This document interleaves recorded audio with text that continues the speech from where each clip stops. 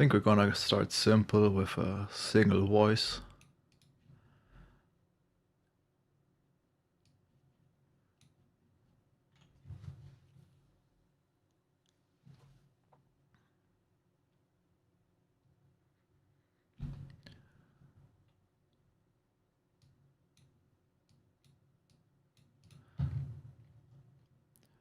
Alright, let's see if we can get some audio going.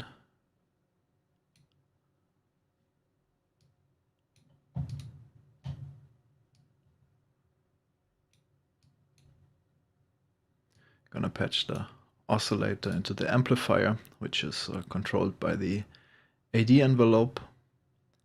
And the second part of the AD envelope will be controlling the low-pass filter. And I'm going from the amplifier straight into the low-pass filter. And then we're going out.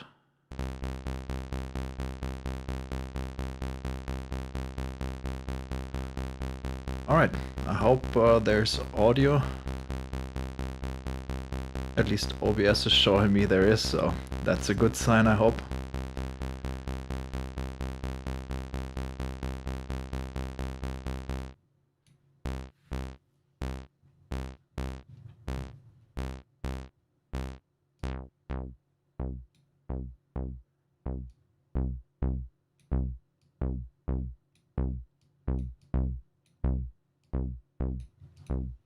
Give it some drive so that the filter is overdriving nicely.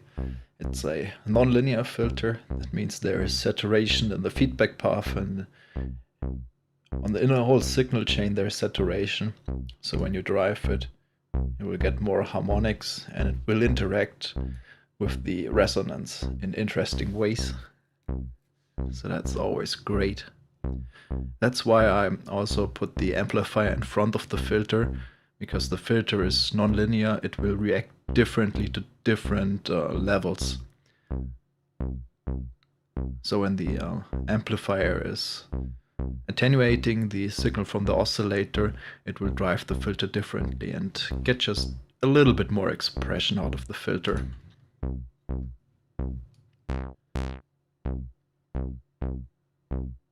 Set a nice frequency. All right.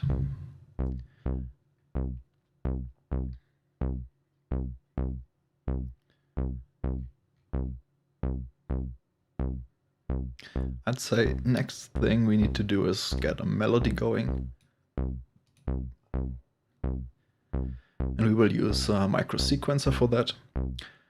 It's an 8-step CV sequencer, so you can set CV from -5 volt to +5 volt. But we have different modes. The first mode is full range, so -5 to +5 for every knob. We also have a 2 volt range, so it goes from -1 to -5. We have a quantized full range, so it will be quantized to notes, to semitones. From the -5 to +5 volt range, that's 10 octaves. And we can have that above spanning 2 octaves as well, so it goes from -1 to +1, but quantized to note values.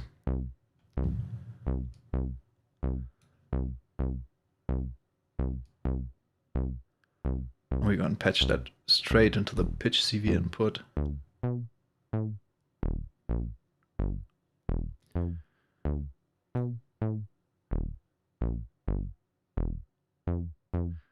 Actually, let's patch the sequencer with a different Euclidean sequence, so that's a little bit more random. Both sequences are 8 ticks long, so they should sync up, but these steps will sync up after 15 iterations, because that's the least common divisor, not least, smallest common divisor.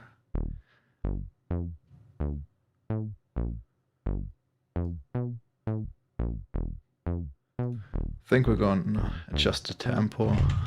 Let's go 130.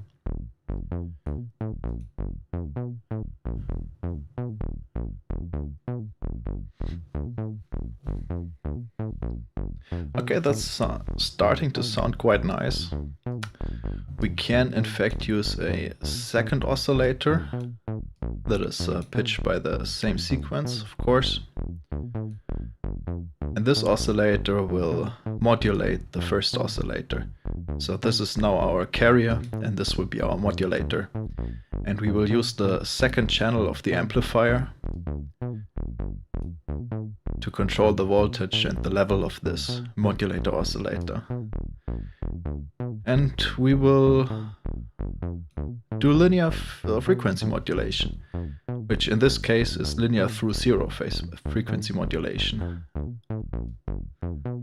Okay, where is the AD envelope? We will use the one we use for the filter. Make that a little more snappy. And turn up the attenuator.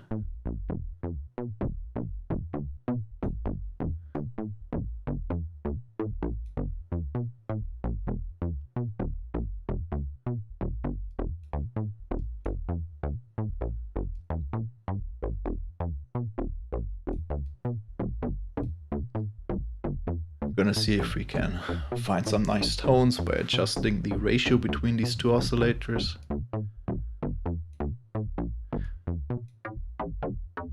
Yeah, maybe phase modulation works better.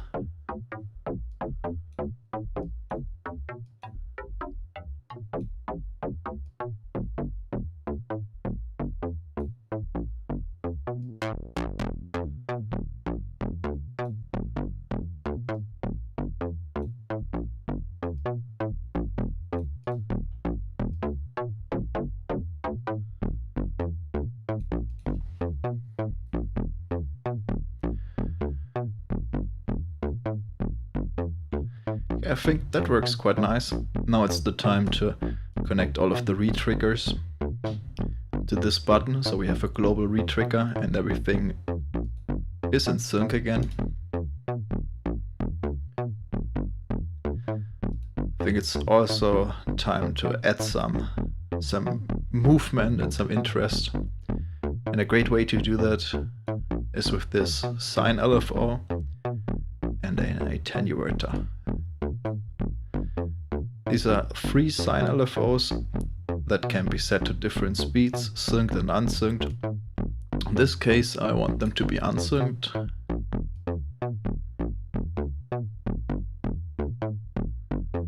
Because we will sync them with a second clock.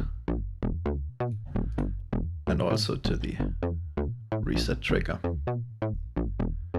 And now we can use these with different speed LFOs.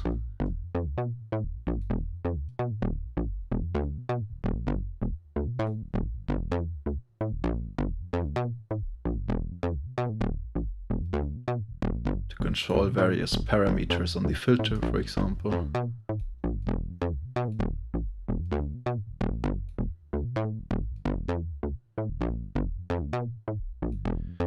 In this case we don't even need the attenuator because we have a built-in attenuator.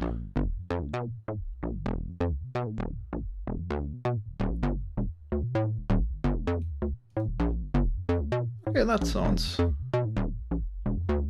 great.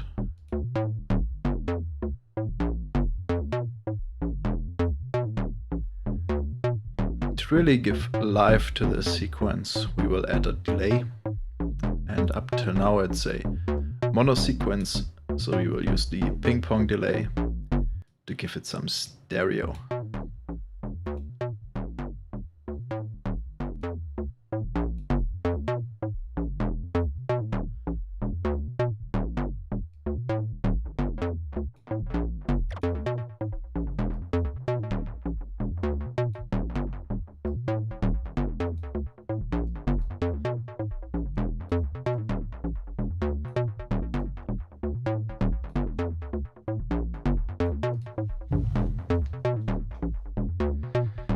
Okay, now that's a decent melody.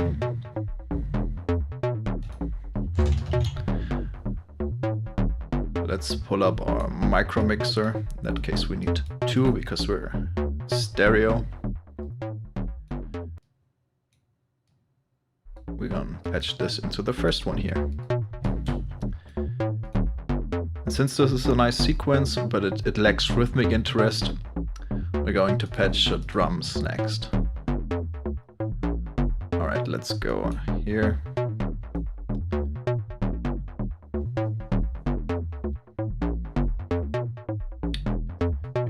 Hi-hat, kick, and the snare. Where is it? Here we go.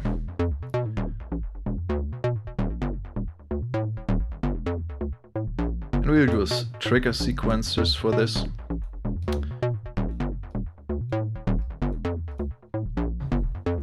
We will use the 16th clock again to clock the trigger sequencers. And we will connect the reset, the global reset, to all of the retriggers again. Let's get some pattern going.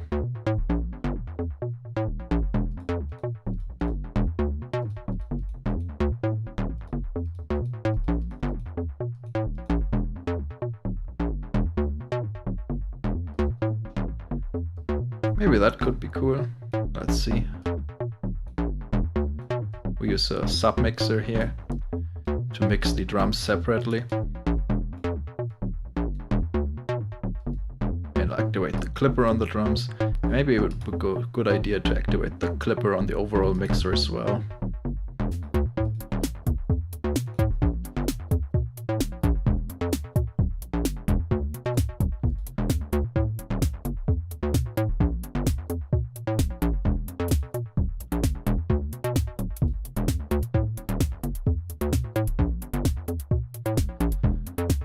That's cool and all. We'll use a sine oscillator again. Have it synced with a little track. And then we will use that to control the level of the hi-hat.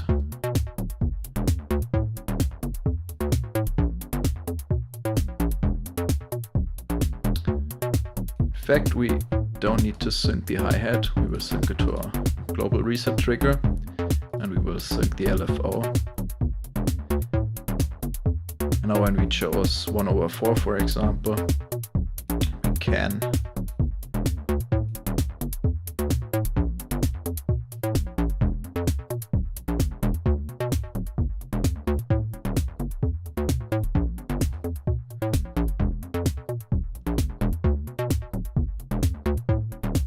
the stream is telling me there is a problem with the server.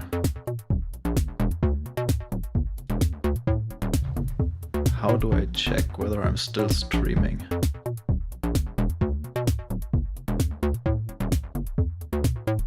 I think we're good.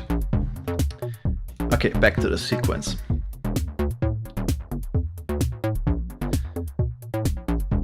So what have we done so far? We have our nice little melodic sequence. That's a Euclidean sequencer clocked by the microclock, which is then controlling the CV sequencer that just takes the random sequence that it started out with. So anytime you load the CV sequencer, it will have a random sequence. Where is the CV sequencer? Come on. So load it, it's random. Load another one, also random. That's just to give you a quick melodic idea from the get-go. We have this AD envelope, the attack decay envelope, that's clocked also by this Euclidean sequencer that is controlling the amplifier the oscillator is routed through, and also the filter that the amplified signal is routed through. We added some movement with the sine LFO by varying the filter cutoff with the exponential CV input and the resonance with the resonant CV input. Some stereo with the ping pong delay. And that is then backed up by our drum channel, which is very basic, just a step sequencer and a drum voice. We have a kick, a snare and a hi-hat.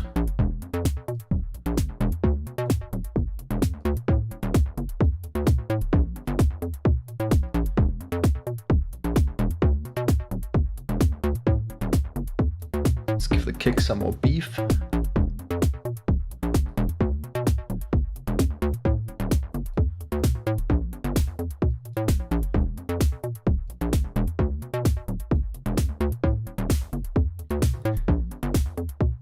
Okay, we can shape our snare. We have the tone part and the noise part, which is kind of the tail and the body. So the tone part is somewhat like a transient. It's a very short sine pitch dive, which gives the punch of the snare. And then we have a noise tail that we can color, which kind of gives the ringing out of the snare.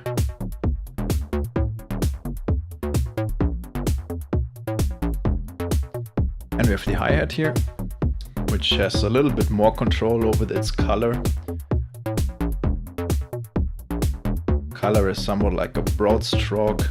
It can go darker and brighter. We have a resonance built in.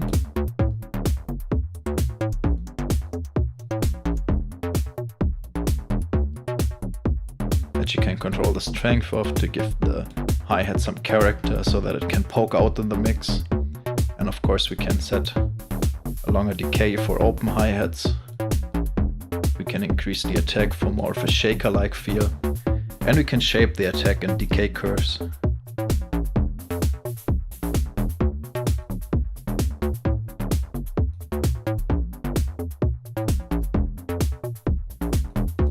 I think in that case I'm quite happy with the drum track as it is.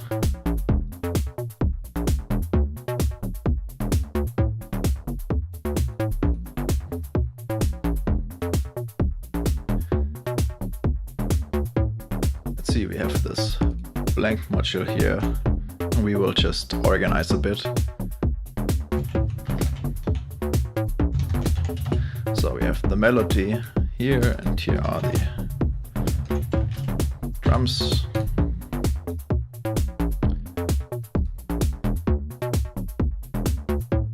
Hey Gus, welcome to the stream. Our funk overlord. Glad you could join. Hope you enjoy.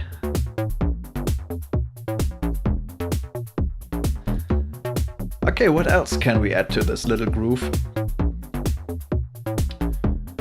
Let's see, maybe some counter melody part. Something to balance it out. We will reuse the oscillator.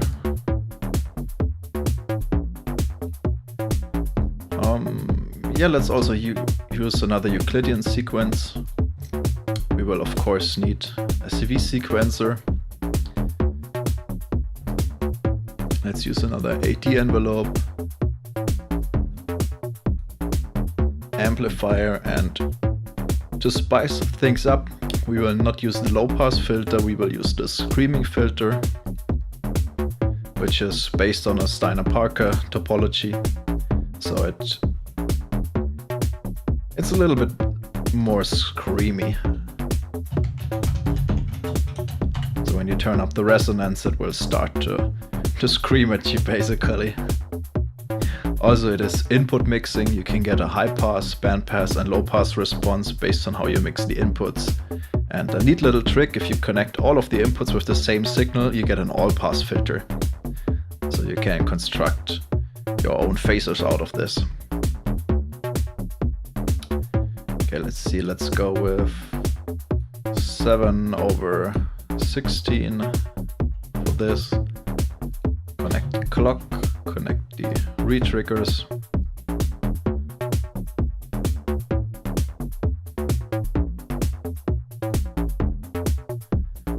We'll connect the trigger of the AD envelope to the Euclidean output. And now this will control the amplifier that we route the oscillator through. And from here we go straight into the filter. And our second AD envelope will control the filter frequency. Now let's check it out.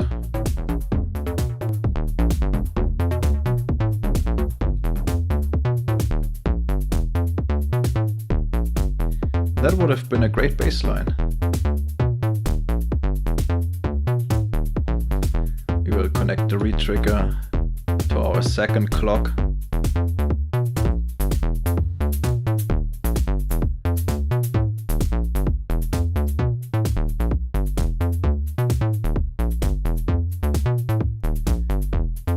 this way, this sequence resets after every bar, which kind of tames the randomness a bit.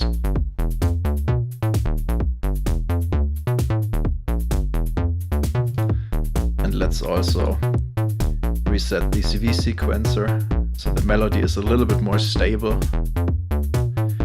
And of course, since we already have our bassy melody, we will shift the octave up a fair bit. Maybe let's even try the high pass input.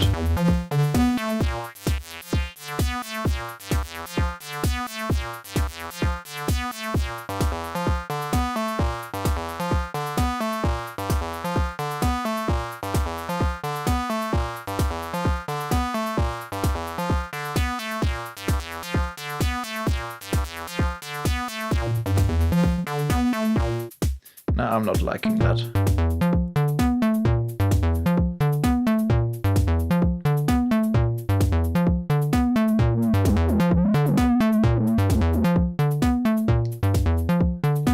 Okay, this sequence is still very bassy. Maybe we can work with softer waveforms and also again use a second oscillator to modulate the first one with the same pitch input. Shift that one up a few octaves as well. And we will use the second part of our amplifier for this oscillator and connect it to the phase modulation input.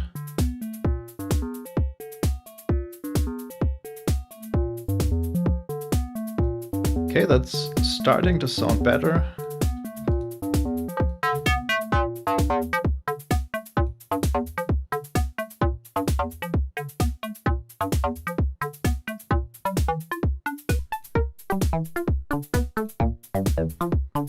Let's reverse roles here. Let's pitch the carrier oscillator up and the carrier oscillator down.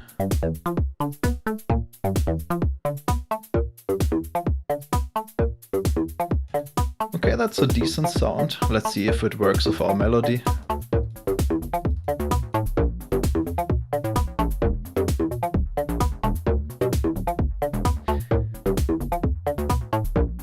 Okay, maybe this is too busy.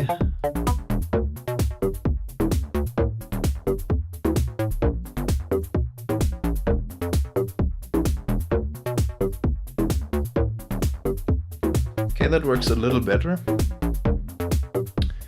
Maybe you can use a second ping pong delay to give this overall. Oh yeah, quantizer. I was thinking about it just this moment, adding a quantizer so I can be sure that these sequences work together. But lucky for me, they don't seem that dissonant, so they appear to be working. But that was mainly luck.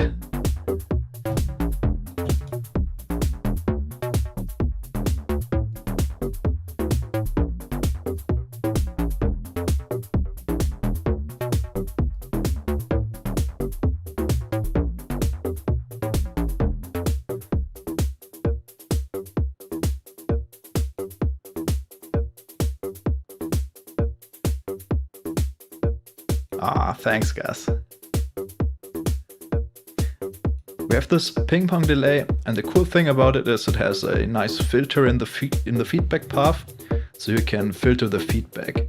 It's a morphing filter. It goes from low pass over band pass to high pass. So classic low pass filtering.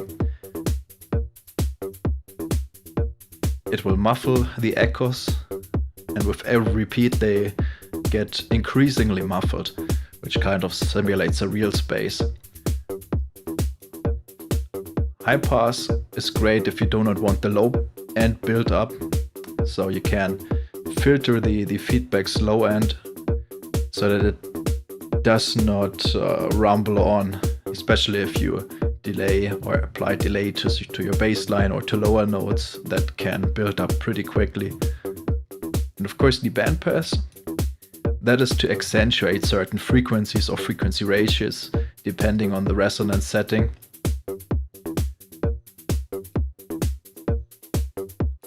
You can try to find some nice Oh, that's cool. Nice resonance peak in the feedback, and it will just accentuate that. Now, oftentimes this will lower the volume of the echoes because it just takes a specific part of the frequency spectrum. In that case, you can try turning up feedback again to get some more echoes.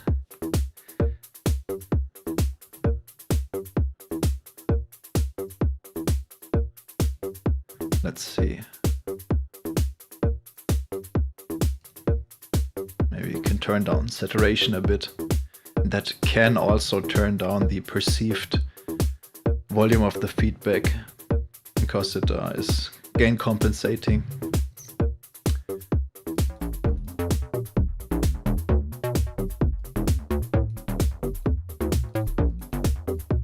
Maybe we need to turn down the drums a little.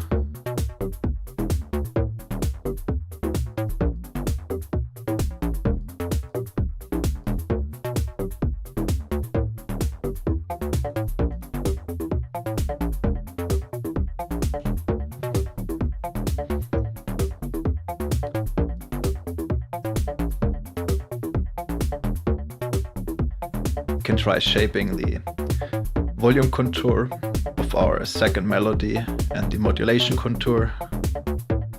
Get a more stabby sound so it works better with the thick bassline melody. But overall I think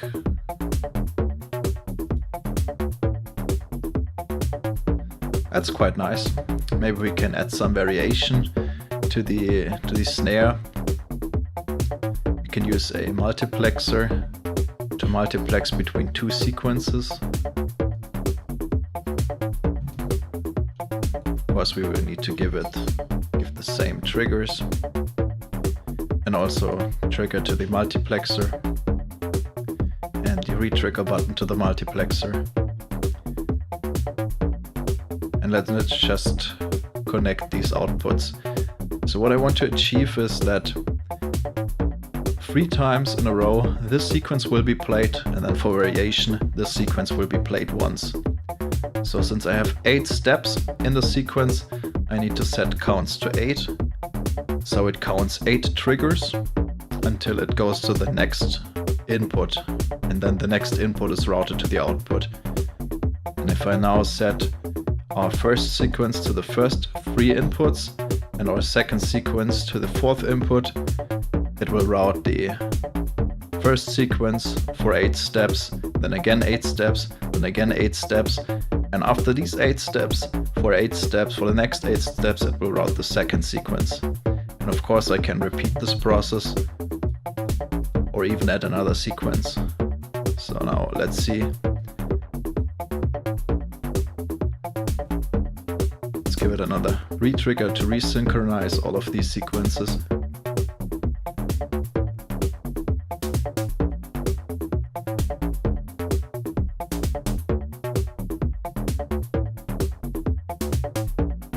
Maybe that's a bit much.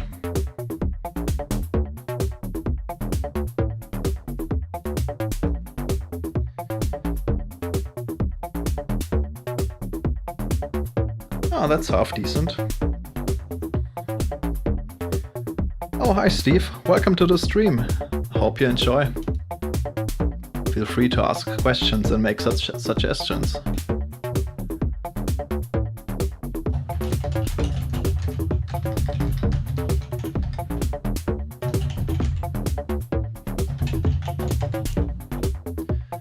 Let's see, 130 BPM, and it's the first from our stream beats.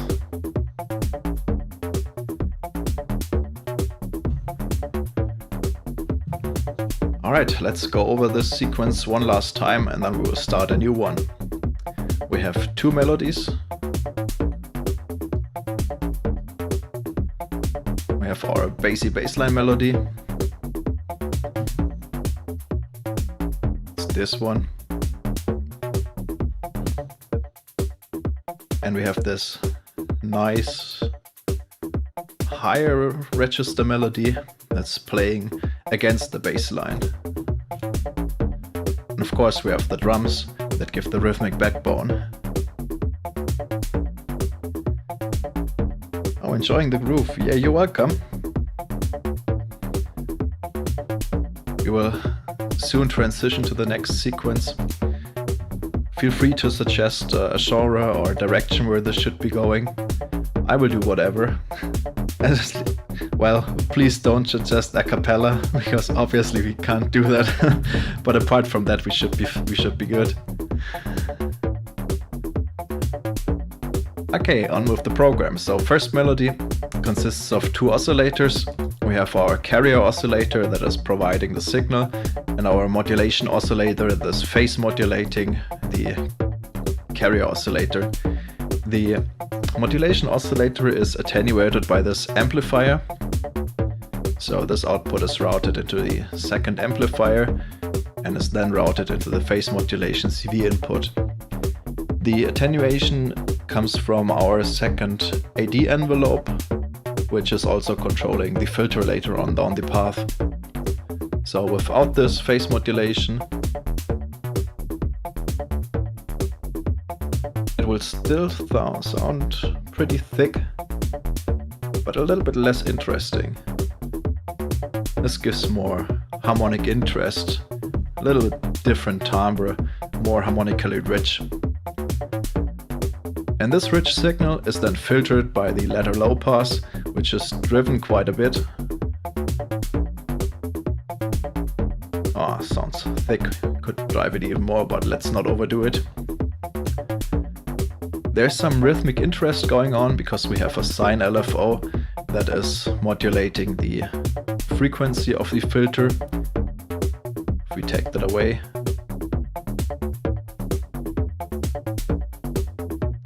still a decent sequence, but it's just not that driving anymore. And we have a second sine LFO that is modulating the resonance for even more movement in the sequence. All of this is then fed through the ping pong delay to give it some stereo width. Second melody is built in an equal manner. We have again two oscillators. This is the carrier oscillator, which is again phase modulated by the modulation oscillator.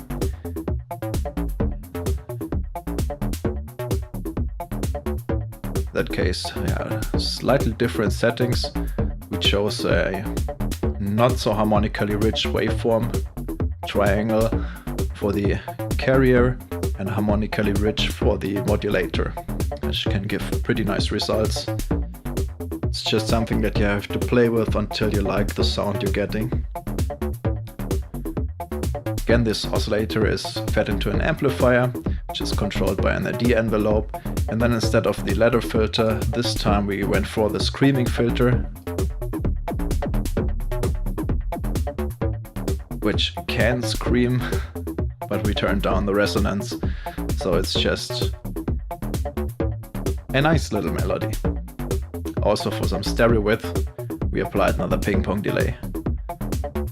Drums, very boring. We have kick, snare and a hi-hat. The hi-hat is modulated with a sine LFO to give it some movement, so the hi-hat is not as static. Each of the drum voices is controlled by a step sequencer. The snare sequence is split into two parts and then multiplexed with the multiplexer module, so that we have a little variation. But apart from that, that's it. Okay, let's save one last time. And let's move on to the next preset. Turn down the volume again. By the way, how do you guys like the volume?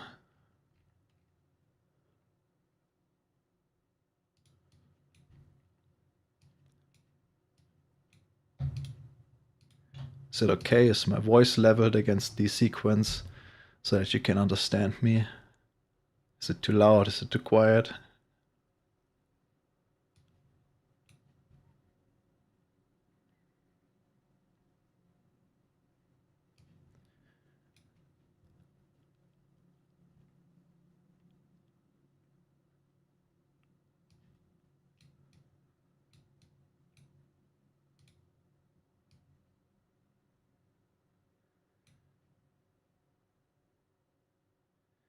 Ah, that's great. Good to hear. Thanks for letting me know, Steve. Alright, so next sequence, we will do something different. I have already pulled in our clock and button. I use this button mainly to reset sequences so that everything is in sync. Once I push the button, and I will use this clock to trigger the AD envelope that I did not pull in yet. Just a second. Okay, this amplifier can move for now. This clock triggers the AD envelope. Let's see, 1/8, that's okay. And this AD envelope will control or modulate the level of this noise module. We turn the noise level all the way down so that it only is attenuated by the AD envelope. And then we can use this AD envelope as an exciter for the comb filter. Now let's patch in a mixer. And it's stereo, so we need a second mixer. We will activate the clippers for safety. And let's also activate the DC blocker. Okay, that's a fair bit loud. And now it doesn't sound like much. It's just stereo noise. But let's shape this exciter until it sounds like hitting on something. And if we now increase the feedback level of the comb,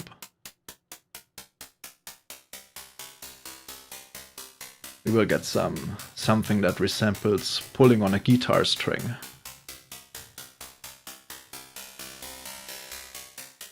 If we open the feedback dampening more, the sound is more sustained.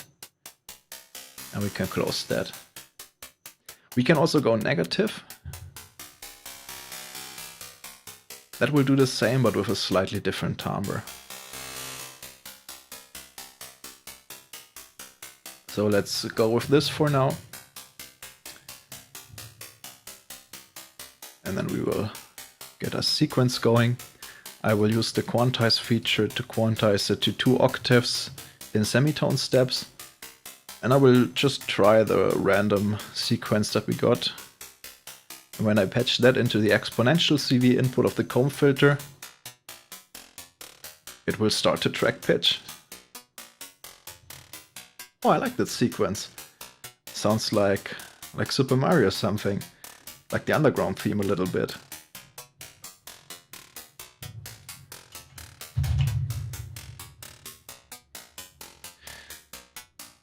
Okay, we can put the mixer away for now. And let's use a sine LFO and an amplifier. Or let's not use an amplifier. Let's use an attenuator instead.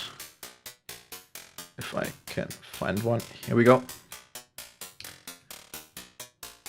And use that to modulate the feedback.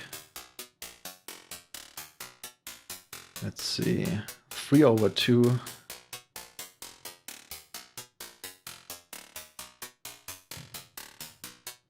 And then we use a second clock to reset the sine LFO to get it back into tempo.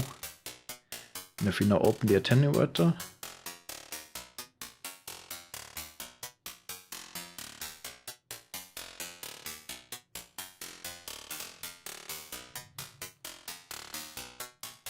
that gets things moving.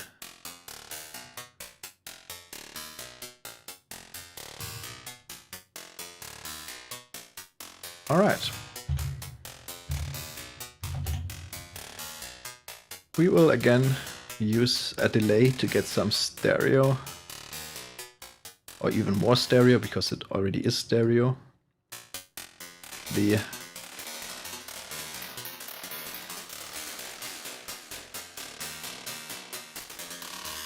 Let's sync that up.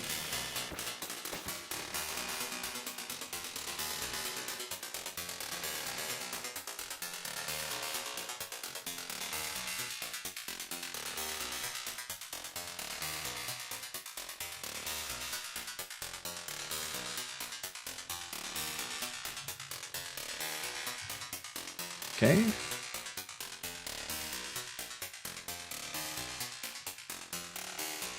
That has given us a nice rhythmic sequence. Okay, what I was saying before, the noise actually outputs stereo noise. So there's two uncorrelated noise signals that are output here. And you can use that as a stereo exciter for the comb filter, which is again stereo, which will result in a stereo guitar plucky sound. And then we can use the stereo delay to give it some rhythmic interest. And the cool thing about this delay, as opposed to the ping pong delay, is we have two resonant filters in the feedback path. So we can choose a high pass frequency and then drive the resonance, which will then heavily accentuate this frequency.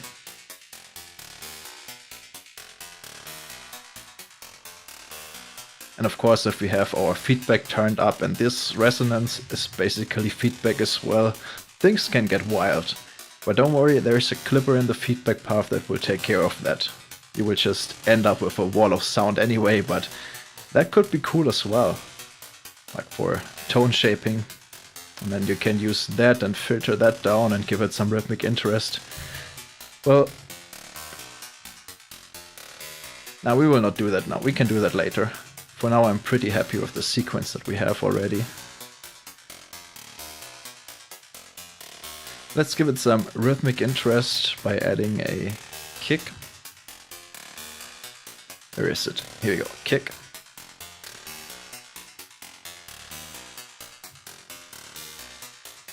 That will play on every fourth. We will use another clock output. Let's synchronize the clocks again.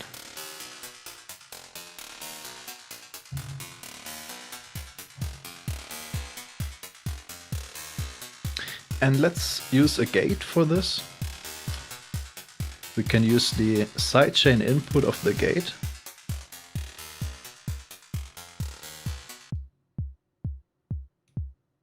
We can use the sidechain input of the gate to route the kick into that, invert the kick or invert the sidechain to get a sidechain filter and get this characteristic sidechain pumping going. And now with the speed, we can detect how closely it follows the pitch signal. We can adjust the threshold to get less of the effect, and of course adjust the release time for this nice pumping effect.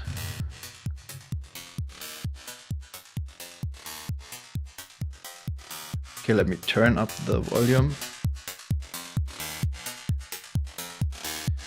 Hi Pablo, thanks for joining the stream. This is Voltage Modular by Cherry Audio, and I'm showcasing the micro modules that I have released in cooperation with Synthetic Future.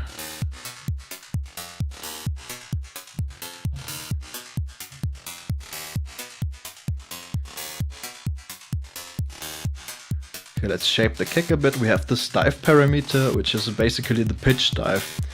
And the theory behind this is if you hit a bass drum, it will resonate fast because it is excited. But since it has a mass, it will then quickly deteriorate in frequency of resonating, and that is basically the pitch going down. So it is a very quick pitch dive, which gives this nice transient. We can add distortion to that to accentuate it. We can shape the pitch.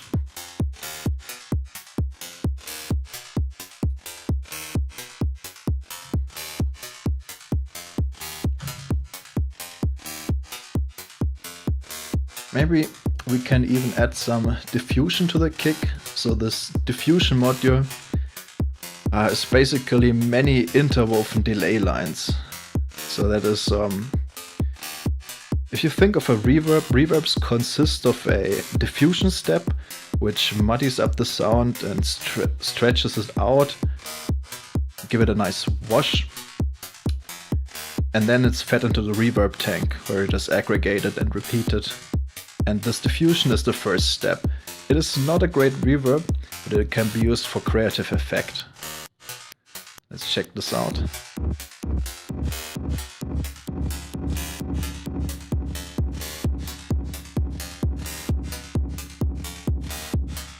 Give it a nice little rumble.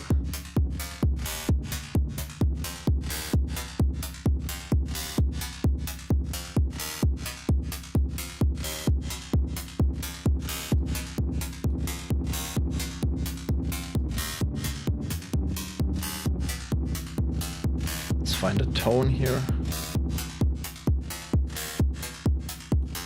Then dial it back.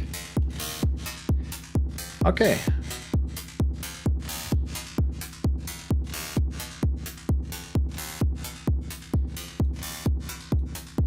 I think we need a bass line next.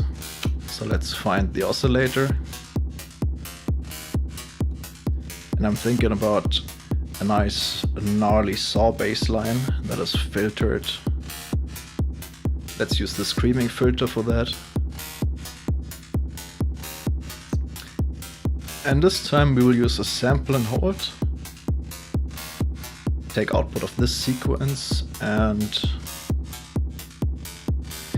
we'll use a Euclidean sequencer to clock the sample and hold. So it takes notes from this sequence at random intervals. Or not random, but semi-random because it's clocked with the same clock. Let's see. 3/8, we can try that. And we need an envelope generator.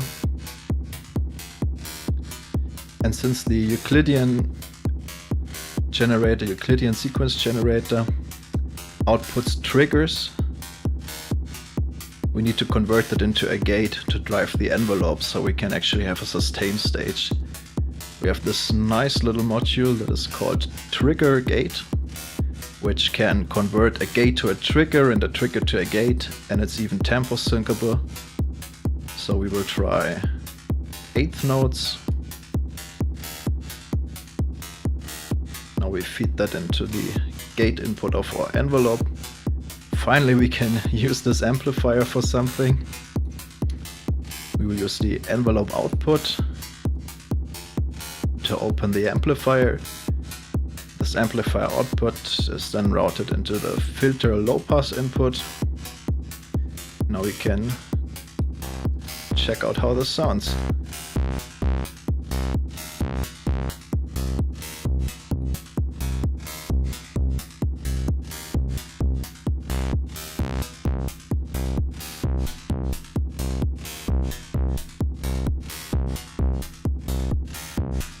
Thanks for jumping in, guys.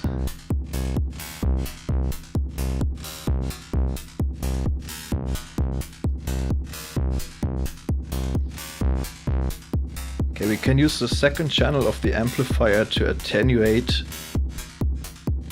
the level of the envelope.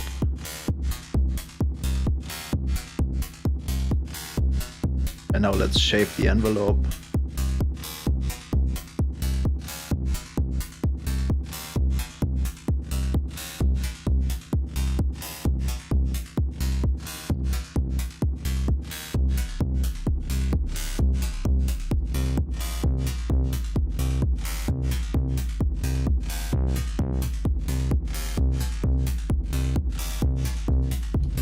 And I think we need another sidechain gate.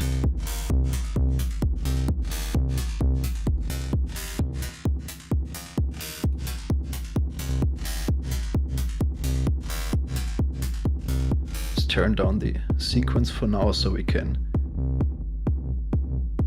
compare the baseline. It's a little bit weak. We will use a clipper to give it some beef. Let's see, here we go, clipper. We'll use the first channel of the clipper.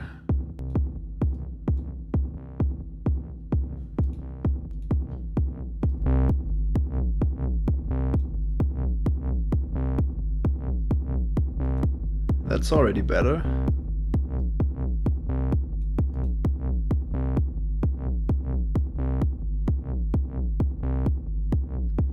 Maybe we can increase the release of the sidechain gate a bit. Okay, now it's working.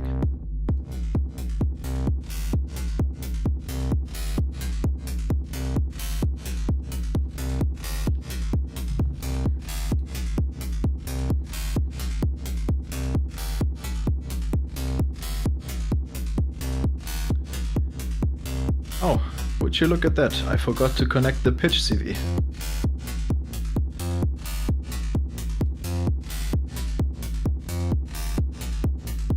Let's try other notes.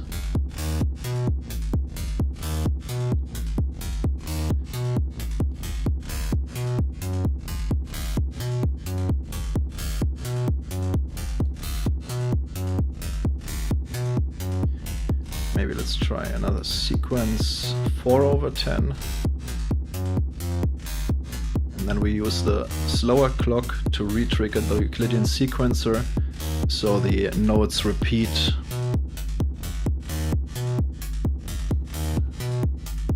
Less random, can I say that?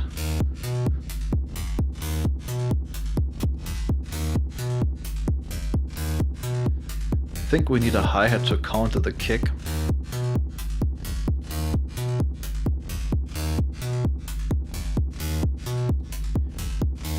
And we will use a counter, not to counter the kick, but to sequence the hi-hat. Basically, I want the hi-hat to play on every second step. So I will use this 16th, or no, 8th counter.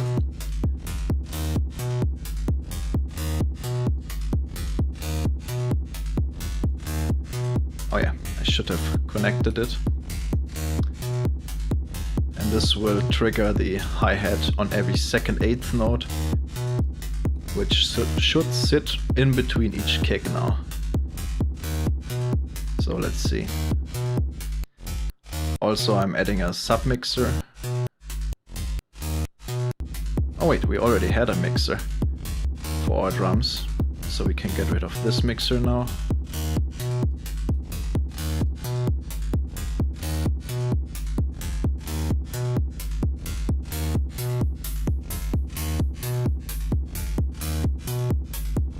Let's connect the re-trigger.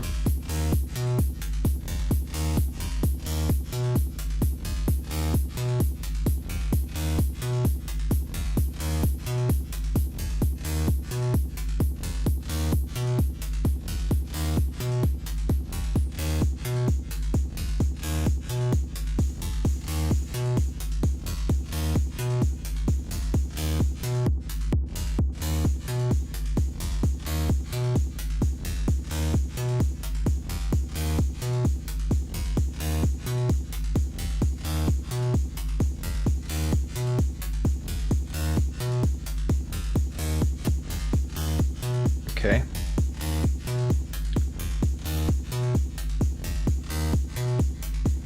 Oh yeah, of course there's the free starter bundle, which is already enough to create awesome sequences. In fact, for the next sequence, let's only use the free modules to showcase how you would go about that. So you can get the free modules. It's a fully contained system to create awesome patches from the get-go, completely for free, no strings attached. I mean, obviously it would be nice if you get the huge bundle, but you can do a lot with the free bundle as well.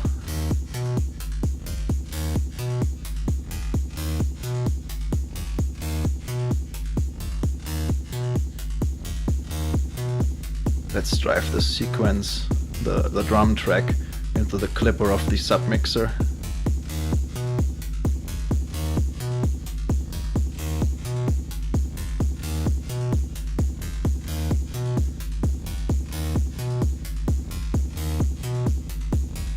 I'm not too happy with the bass line.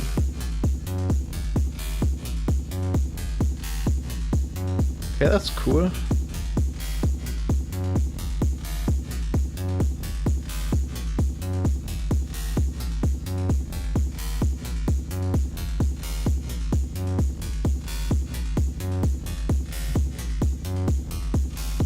Let's reset the sine LFO as well so we get consistent sound.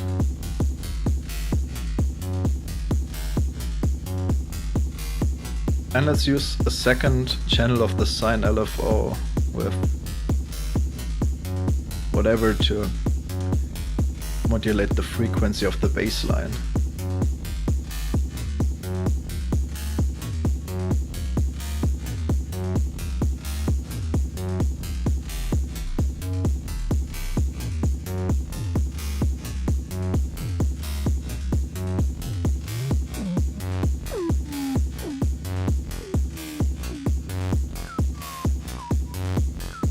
resonance is already screaming.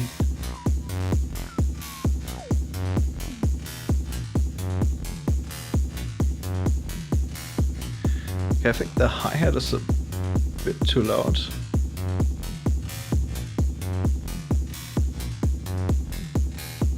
But overall, I don't really know what else to add to the sequence. I think it's done as well. Let's go over the elements again to see what we have done. And we'll start a new sequence with only the 3 modules. Alright, we have in the beginning, we have a button that I use to retrigger every sequencer and counter, basically everything that has a retrigger input, so we get a consistent start and everything is in time.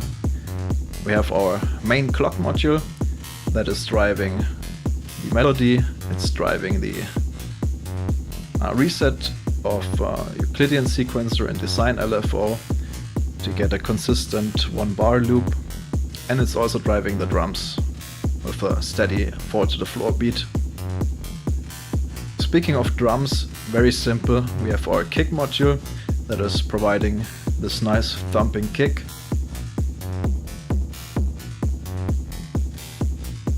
That is fed into the diffusion module. It's a diffuser, so that smears the sound a little bit. It's not a reverb, but it acts kind of like a bit like a reverb, like a pre-reverb. It's the step that comes before reverb, basically. We do that to give the kick some industrial space, like it sounds like it's played in a warehouse or something. We have the hi-hat module that's giving the counter to the kick, and to do that we use the count module so that it plays on every second beat of the 8th pulse. And we use the submixer to group our drum track so that we can level the drums independently of the rest. In this case I activated the output clipper on this mixer and added some output gain to glue the kick and the hi-hat together, because they're getting saturated together this way. You can overdo it, but I think just a little gain is enough here. We have this nice little bass line.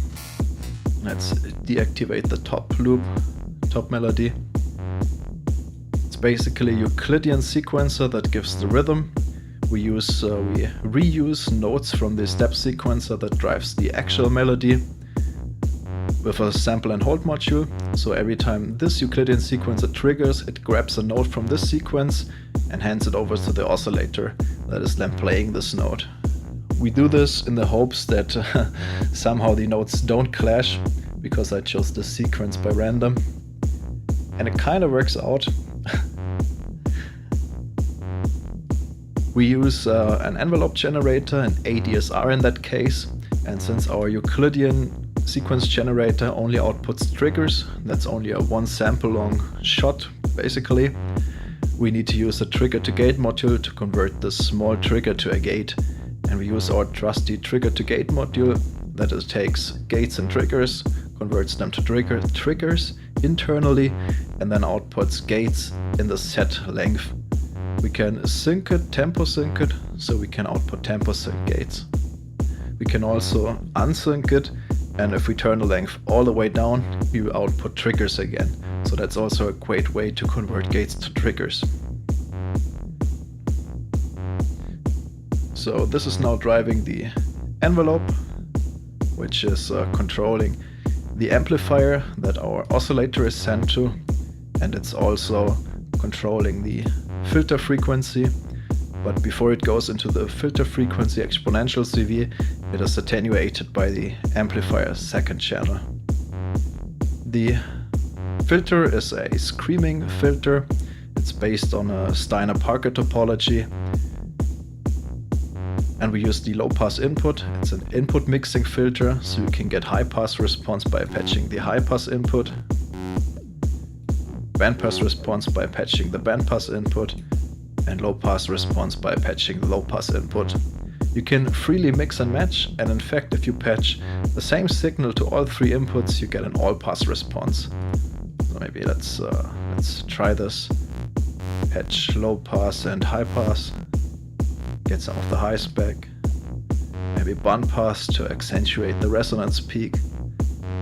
Oh, that does sound actually pretty cool. We'll keep that. And to generate more harmonics, because we filtered out most of the timbre, we go from the filter into a clipper that drives the signal again. And then, nice little trick here, we use micro gate as a sidechain compressor somehow. We can use the sidechain in to feed any signal to the internal level detector. And if we invert the gate, we can open and close the gate inversely to the sidechain signal. So if the kick is playing, it will close the gate, so the signal, the actual signal, the bassline, is then attenuated, and that kind of acts like a sidechain compressor. It gets this nice little pumping sound. So if we disable the drums in the mixer, we disabled the bassline. If we disable the drums, we can still hear the pumping of the kick in the bassline. Okay, we have this top melody that is generated via physical modeling.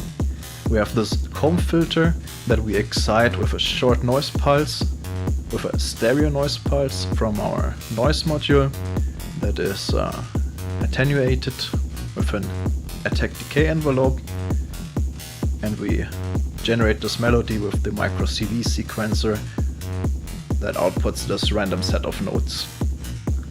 We use our delay to get some more rhythmic density, and then the same sidechain gate trick as with the bassline.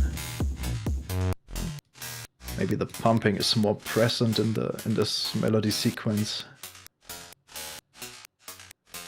So without it, and with it, just a little bit more driving, more housey.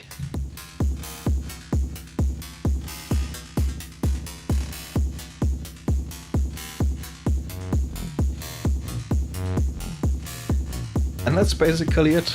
It's a short little sequence. It's another stream beat, 130 beats per minute, and it's our second. Alright, let's start over. Let's try to hit the same level. And we will only use 3 modules. Now that's a memory exercise, because I have to actually remember what's in the 3 modules. I know that button and clock are in the 3 modules because these are essential. I need these for every patch, as you will see today. Of course, the oscillator is in the free bundle as well, because obviously you need a sound source. And personally, my favorite module, the AD envelope, yeah, I know I'm boring, but a good AD envelope is so essential to me. I really like attack decay envelopes, takes away the clutter of the sustain and everything, just some percussive sound. But yeah, that's included. The amplifier is included. What else is there? We have 5 out of 8 modules guessed correctly. The ladder filter, nice sounding filter, whereas here we go, ladder filter, K6, 2 to go. I think mixer, is the mixer in the free bundle? I think so. What is the last module?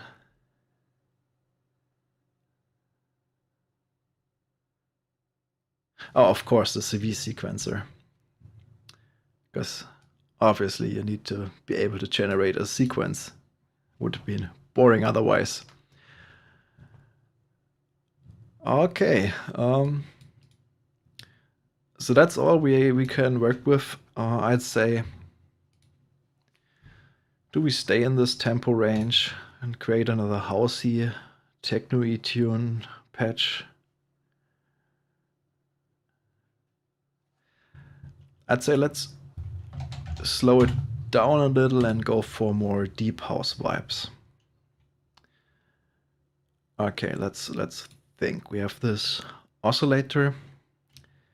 We've created lots of East Coast patches with subtractive synthesis, meaning we started with a harmonically rich signal like square saw, and then we filtered that down. I think this time let's choose harmonically simple signals. Sine wave, that's basically just the fundamental.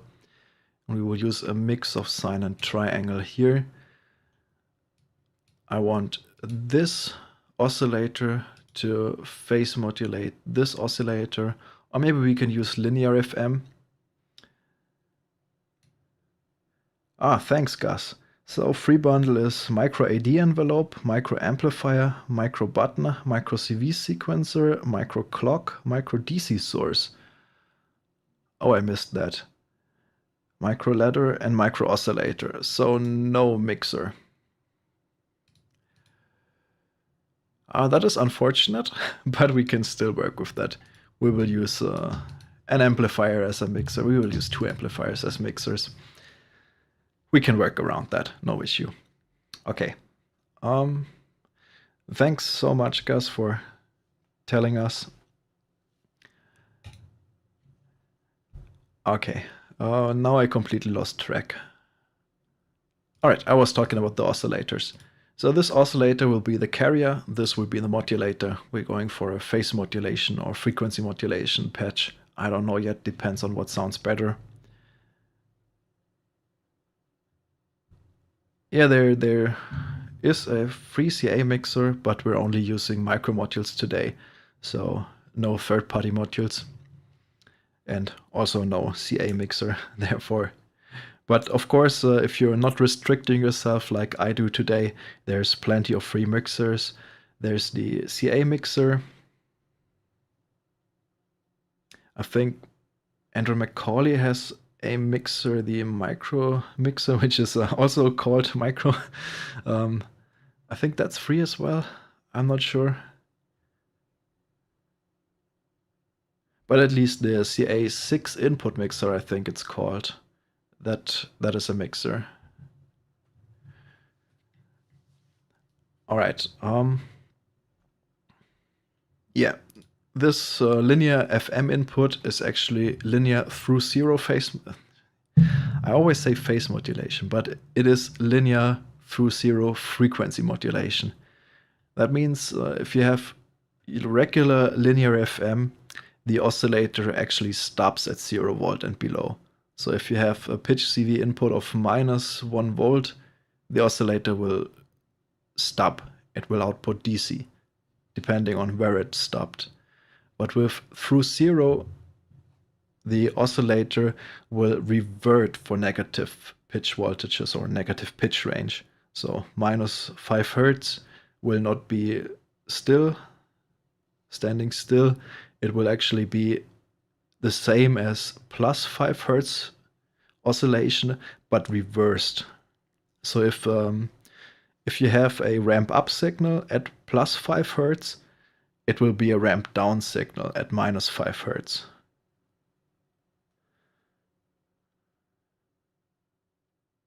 Yeah. And the good thing about this is that it is pitch stable. So if it would not reverse the waveform, you would get a pitch offset, because the sideband in the positive side will obviously be stretched from the fundamental, or if we talk in sine waves, it will be spaced from the fundamental based on the carrier oscillator, and there will be an equally distant side lobe on the other side of the fundamental. But if it's below 0, it will actually only contribute DC offset. So there is no second side lobe, and that will make the oscillator go out of tune. But with through zero frequency modulation, the oscillator will stay in tune, because this side lobe is still generating a reasonable, or contributing a reasonable frequency. Okay, enough talking, let's get patching. Let's go with a 1/8 sequence. This time I will not use the randomly generated sequence. Let's reset all of these. And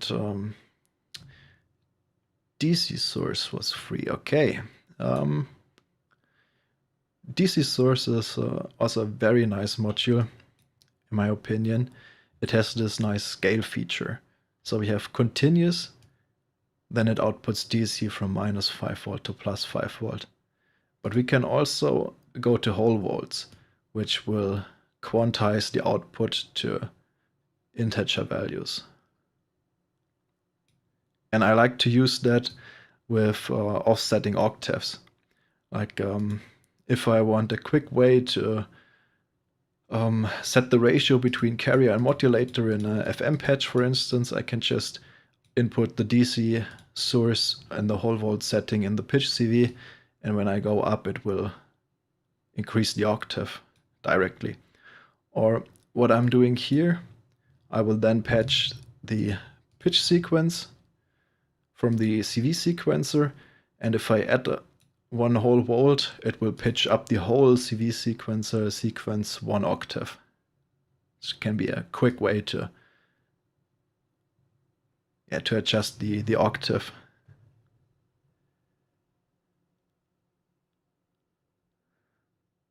Oh, hi, Synthetic Future. Awesome that you can join the stream.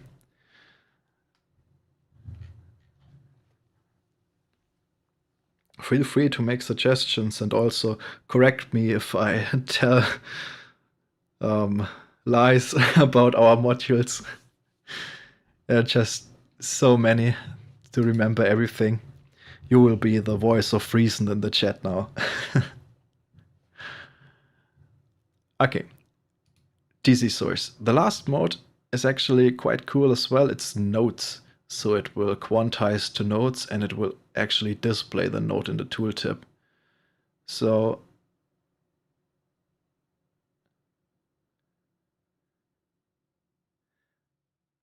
let's see. If I tune it to an F, and I will have the step sequencer on 0. 0 would usually be a C, but now that is offset with the DC source to an F.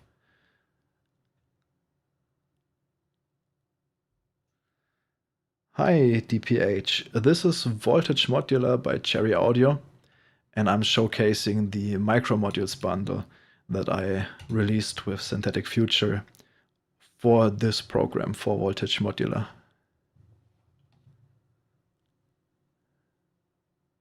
Okay, I feel like we've been talking all of the time, so let's get some sound going. We need to clock the AD envelope. Let's use an amplifier into the filter, and then let's hear some output.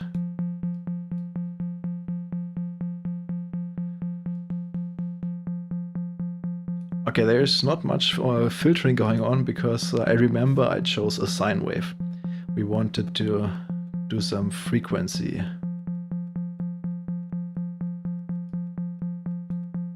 Oh, I chose the wrong oscillator anyway. So let's go. This oscillator and the second oscillator, we will use the second channel in the amplifier, and we will patch that into the linear through 0 frequency modulation input of our oscillator that's outputting the signal. And if I now increase the level in the amplifier,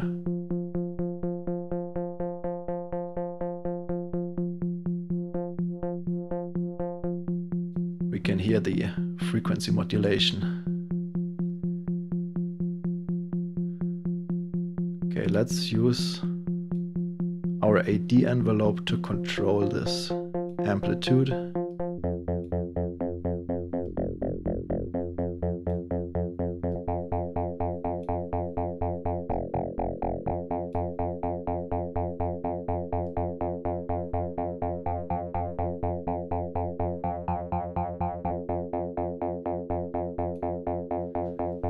Okay, that's sounding cool. Actually, it's organized it this way, so we can see that the amplifier is going into the filter. And now this filter will be modulated with the same AD envelope. Let's drive the filter a fair bit, add some resonance to get more character. And we're lacking in the low end department, so I will just duplicate this oscillator, give it the same pitch information from the CV step sequencer and our offset from the DC module. I will choose a lower octave and mix it in.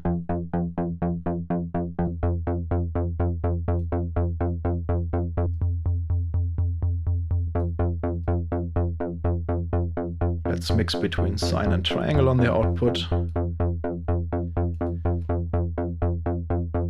Okay, that's a solid fundamental.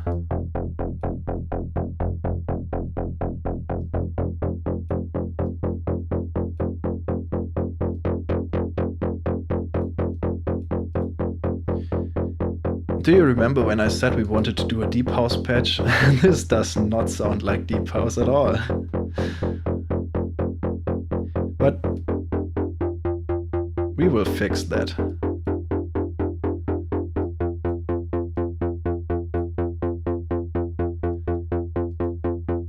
It's very fast now. I can't use the Euclidean sequencer.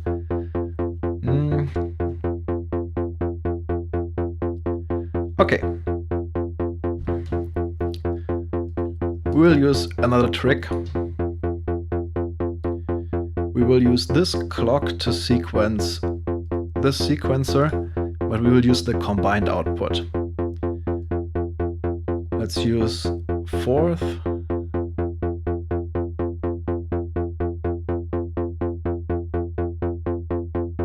Three over 8.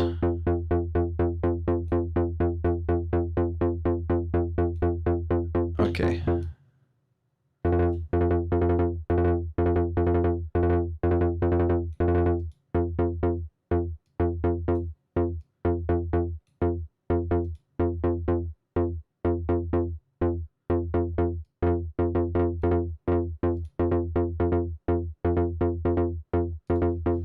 Okay, that gives us a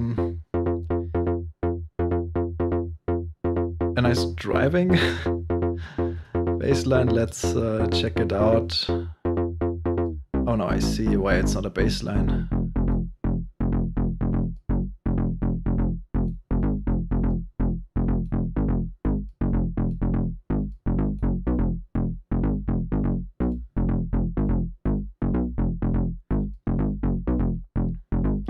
Okay, now we will take our first clock and clock it at 1/1, so we can reset this clock sequence and the sequencer after 1 bar, so we can get a 1 bar loop. Because this clock is now clocked to 3/8, 1/4 and 3/16, so these clocks will drift apart because they will meet after many steps, but it will take a long time, and this will sound random. And by synchronizing it to 1 bar, it will sound more like a loop and less random. Okay, since we do not have our trusty kick module, we will use an oscillator to create a kick. And since we do not have a drive, we will use the ladder filter's built-in drive. Hopefully.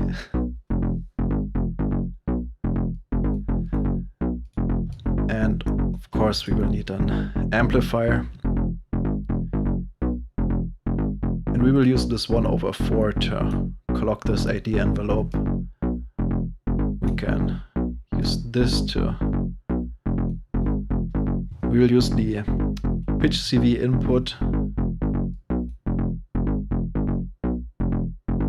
to get this pitch dive, turn the shape down to make it more exponential. We only need a very short transient. Then this amplifier And we're ready to go. We will use this amplifier here as a crude mixer substitution. In fact, we will use the second channel, or we will use this second amplifier, because I want to do a crude sidechain with this. I control the level contour of this kick, so I can use that to reverse the amplifier that the bassline is routed through to get a sidechain pumping.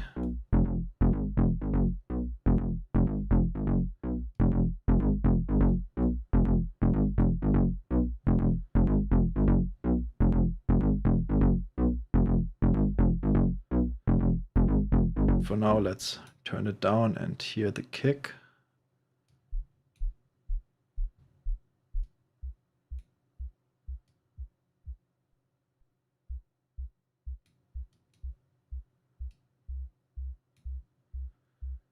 Okay, I do not hear much of the kick.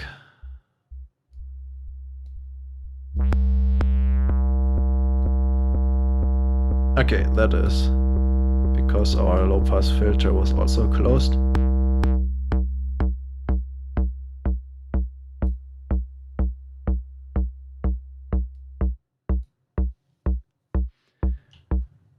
Okay, it's starting to sound like a kick.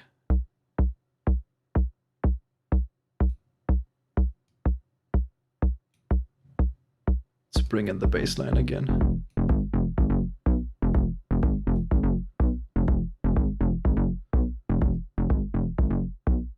Level it. Okay, we cannot create a hi-hat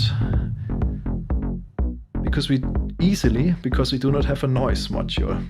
But advanced patching. Each oscillator with a phase modulation input is also a noise source. We can patch the output right into the phase modulation input, and if we turn it to sine wave, it should theoretically turn into a noise source. I should have tried that before starting the stream. I didn't, so now let's try that together.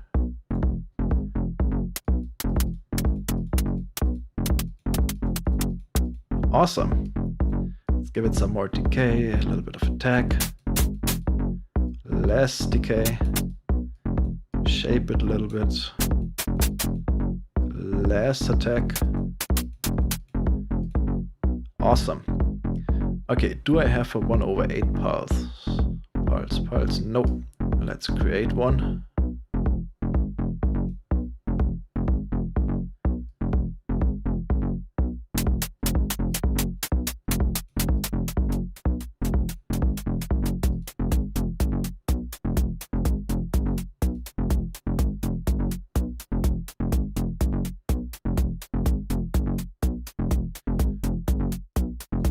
Okay, I like that, but it needs to move. So we're gonna do the same trick with the fake sidechain.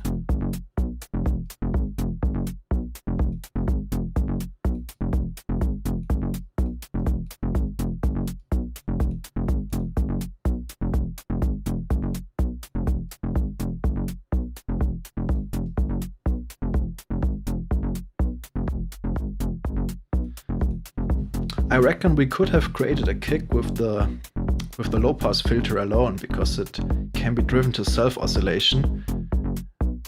And that's how a lot of kicks are created actually in the analog world. It's just a self-oscillating filter.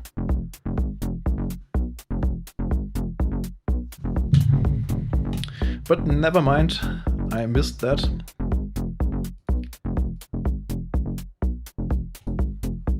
Oh, that's deep housey.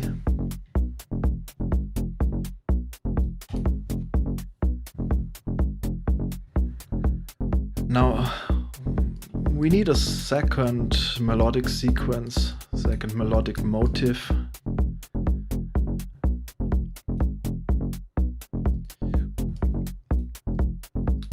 Let's use two oscillators at high octave. Let's try to use a second.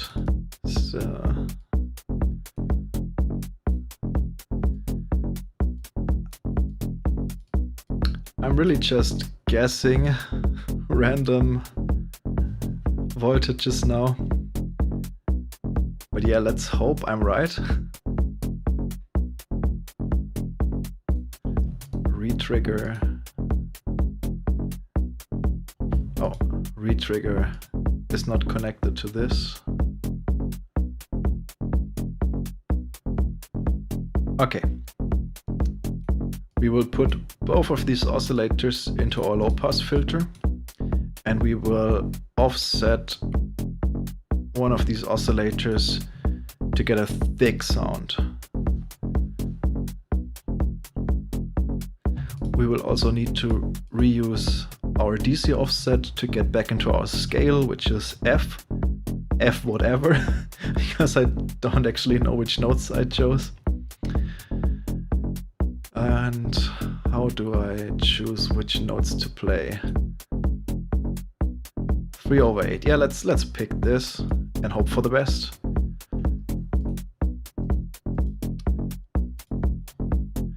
Now let's go with an AD envelope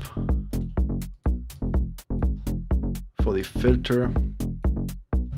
Or let's first route our oscillators through the amplifier, then go into the input here.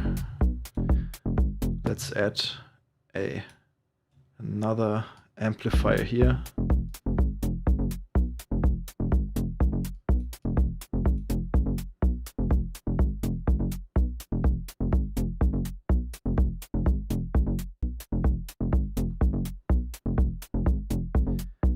Hi, Agent Slimepunk. Welcome to the stream. Awesome that you're joining.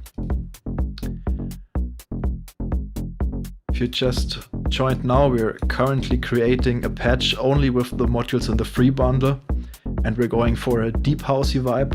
We already did some housey techno-ish patches before, but now we're gonna hit the deep vibes, and we're only using free modules, which is a challenge. But the free bundle is self-sufficient. You can create awesome patches with these free 8 modules alone. And I'm trying to show that here. Okay, so we have bassline, we have our drums, which is kick and hi-hat. And now we will add some higher sequence. What else do we need? Obviously we need to attach the trigger of the AD envelope generator to our trigger.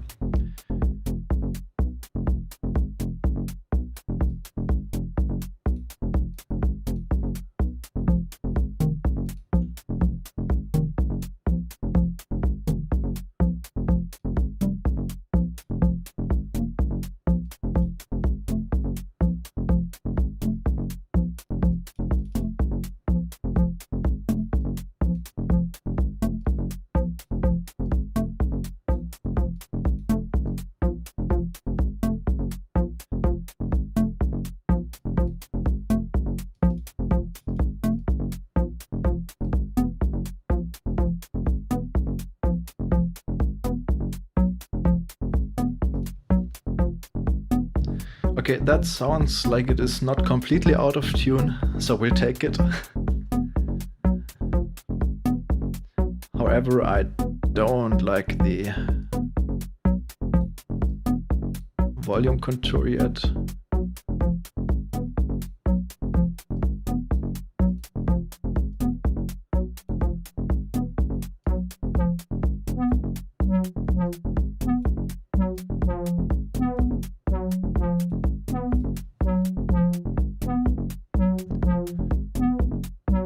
Let's resync.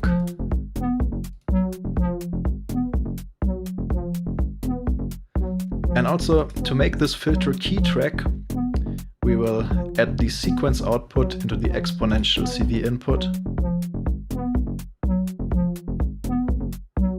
We don't need the offset here, because we can offset the cutoff.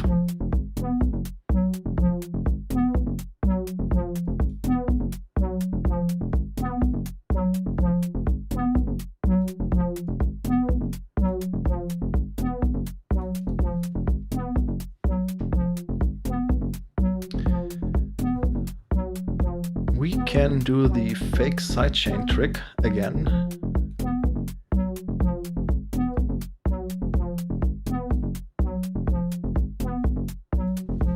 Yeah, that gives a little groove to this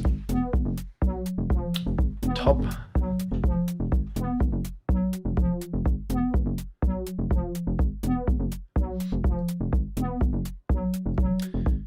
Let's try to get some more nodes. Let's expand the sequence to 2/1 compared to this 1/1. We need to resynchronize.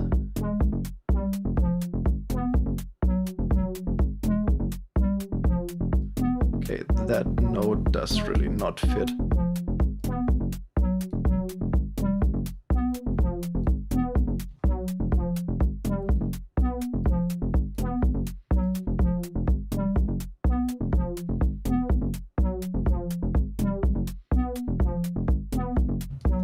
Maybe choose.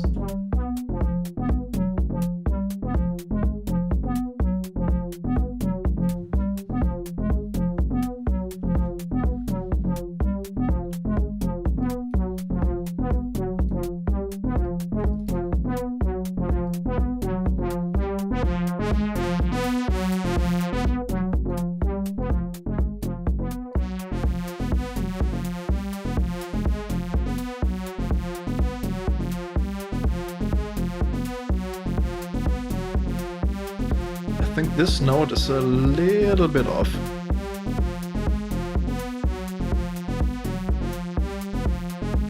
Also this node.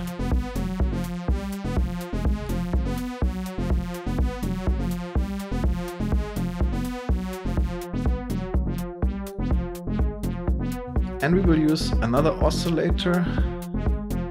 If we turn octave down really low, we can use this amplifier.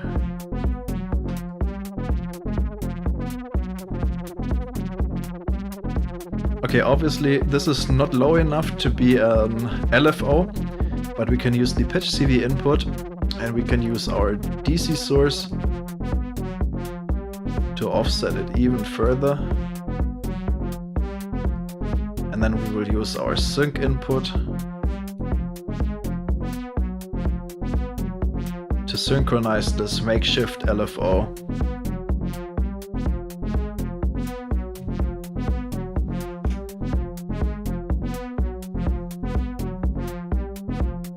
There's still, I think this node is still off.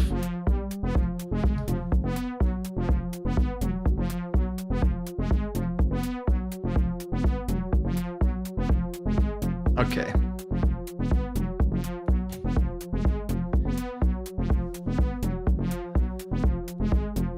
I think that's as good as it's gonna get, probably. So let's go through this patch once more and explain what all of these little things are doing, and then start another patch. Alright, so challenge here is only use the modules that are in the free bundle. Because the free bundle is self-sufficient, you can create awesome patches with these 8 modules alone. And starting off, we have our trusty button. We have 2 clocks. And the button is only here to give a common reset, because if you're adjusting timings, if you're adding sequencers, things can get out of sync. And it's always great to have this one button that can push everything back into sync. Like we can even connect this oscillator sync, because we use this oscillator as an LFO.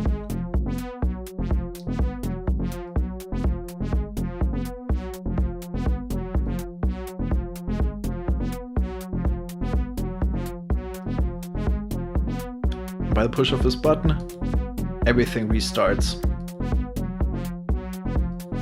And we're back to a clean sequence. Okay, then we have our two clocks. This clock over here is our makeshift trigger sequencer. We use the combined output here to create an interesting sequence for our baseline. Let's listen to the baseline real quick. We just set the timings to 1/4, 3/8, and 3/16 to get some rhythmic interaction between these timings.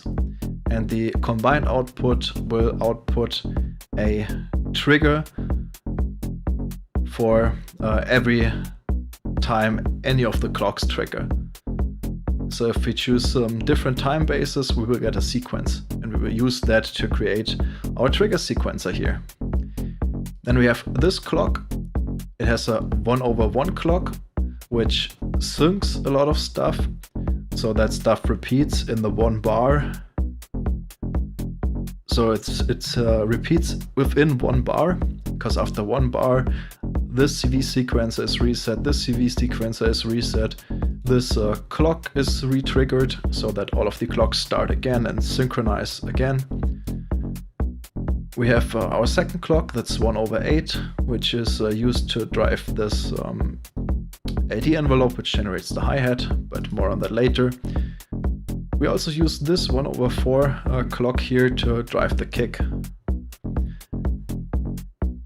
And we have this clock, the 2/1, that is just a 2-bar looper for the notes in the melody line.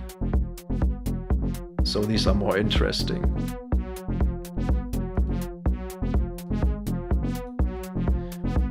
Okay, speaking of melody line, let's go on with that. Let's turn down the bassline for now. We have our CV sequencer that's playing notes I set by ear. We have two oscillators that are detuned slightly to create a fat sound.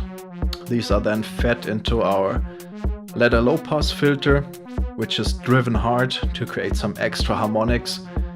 The ladder low pass filter is modulated by this AD envelope that is also modulating the volume contour of this signal. And it is the frequency is also modulated by this other oscillator that is set to the lowest octave and offset even further down with this DC source to act as a low frequency oscillator. We use the sync input to sync it to 1 bar so that we get a consistent sequence over 1 bar. We can use the phase and the fine to get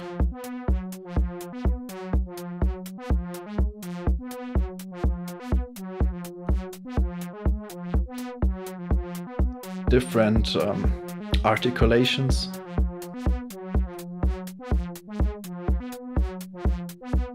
That kind of sounds cool.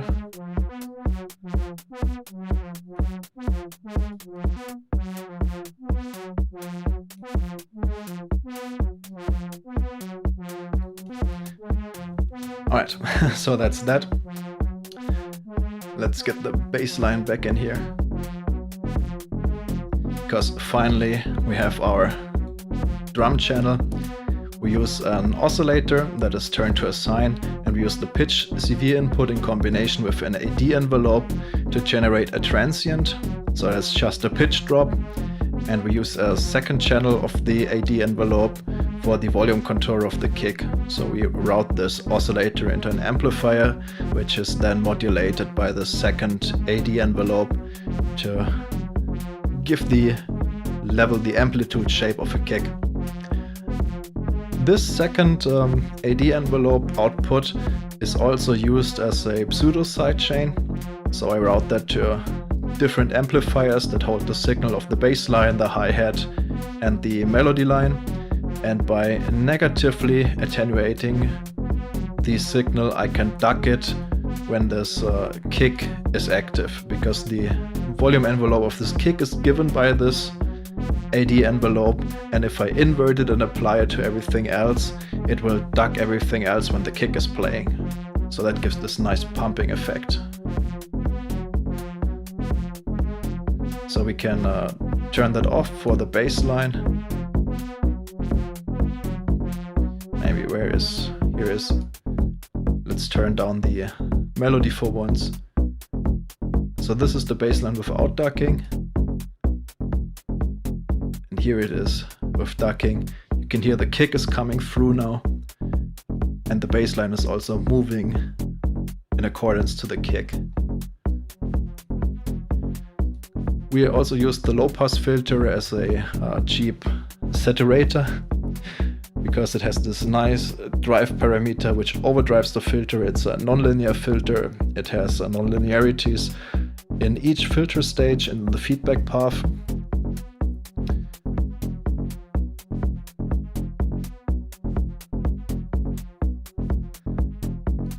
And yeah, that's the kick. We use a second oscillator for hi-hat. We do not have a noise source in the free bundle, but you can make a makeshift noise source by patching the output of the oscillator into the phase modulation input of the oscillator when it is turned to sine wave. I think all other waves also work, but square gives kind of this funky digital eroded noise. Sine works best for this type of things. We shape this hi-hat with an AD envelope, give it some attack, give it some decay, and adjust the shape to taste the attack so that it is more like a hi-hat, more like a shaky hi-hat, like a mix between a shaker and hi-hat. I think that works best. And also, since it's playing on the same notes as the kick, it makes some space for the transient of the kick as well, if you give it some attack. And yeah, that's done with this amplifier.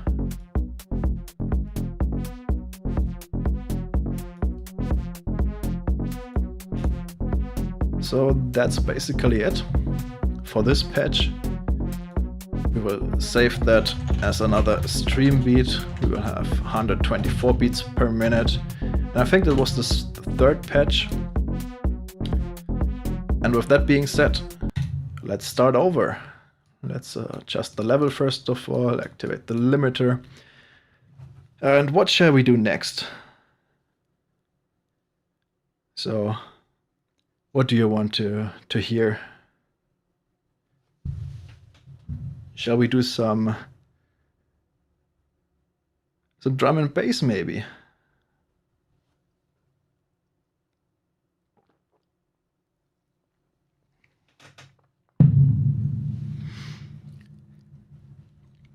All right, I give you some time to answer. In the meantime, I will set up a drum and bass patch, because the beginning is always the same. We can change on the fly. It's no issue. Let's go to 172. Oh, I need to catch up on chat. Give me a second.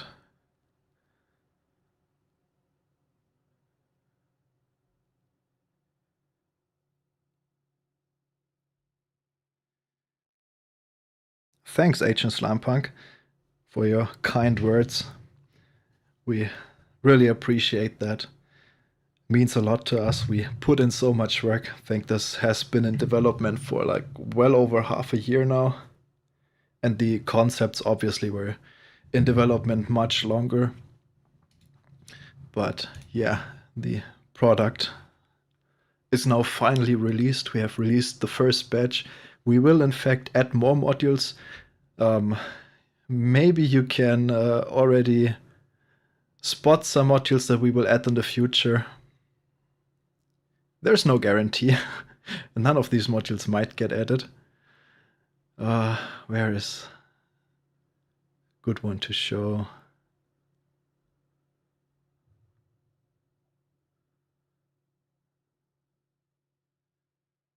Oh, I like the steep filter. That's a really neat one.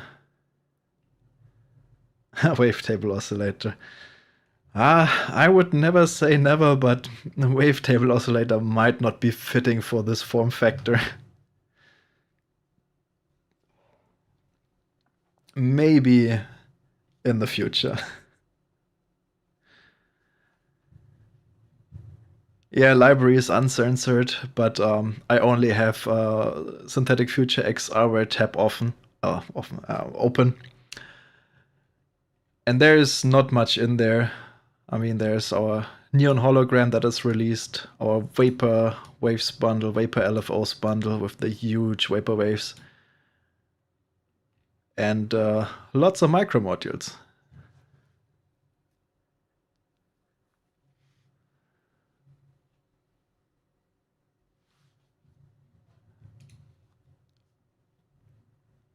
And if someone spots some micro modules that are not yet released, then you're part of a special circle who knows what's up before everybody else knows what's up. Okay, let's use this crossover module. That is a Linkwitz-Riley crossover with various slopes. We have 6 dB, 12 dB, and 24 dB, and it splits an input signal into a high part, mid part, and low part. So you can multiband everything with this. And it's stereo. So yeah, this is also designed for having maybe an external input, and then you can process it and route it out, so you can use Voltage Modular as an effects processor, and this is your gateway into the wonderful world of multiband processing. Like you can apply a clipper to the low end, get some extra harmonics, but don't overharsh the high end. Maybe add some chorus to the high end to get some stereo effect that's not messing with your low end. The possibilities are endless.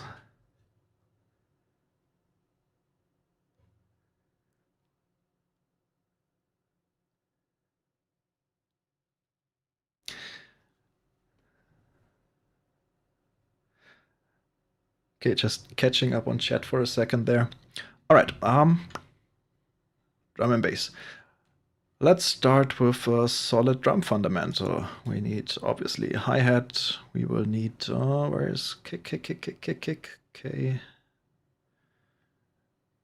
No, I'm too far. Here we go, kick.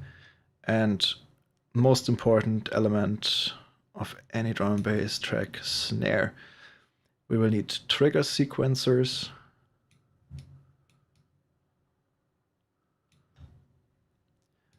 And let's craft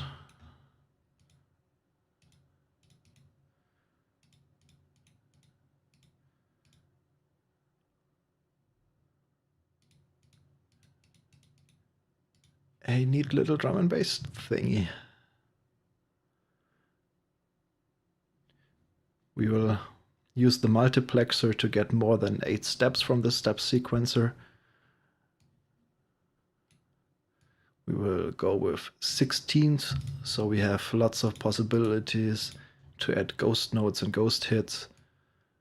We need to connect the retriggers of these sequencers. Snare will also hit here. And now I can use a mixer again, so I will use a mixer again. We'll use the kick here. That's the multiplexer out here. Let's go with a classic 2-step pattern for starters. Snare here. Activate clipper here. And now let's hope I leveled it correctly.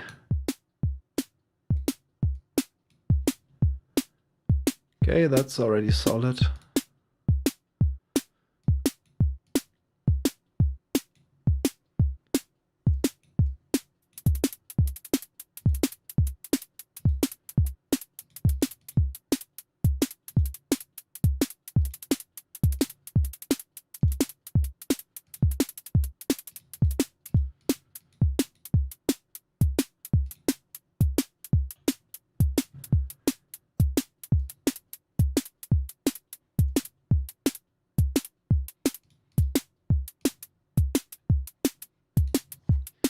All right.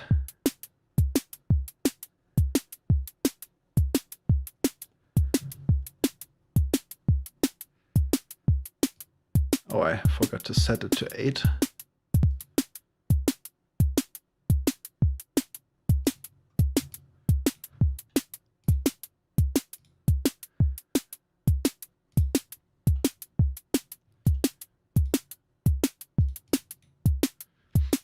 Let's use another multiplexer here to add some ghost nodes.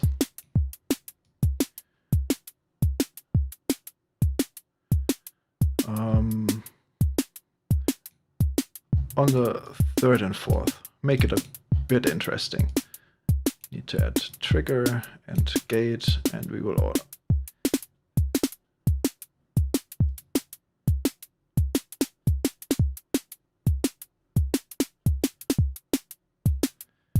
Okay. We will also add an amplifier so that we can make the ghost nodes a little bit quieter.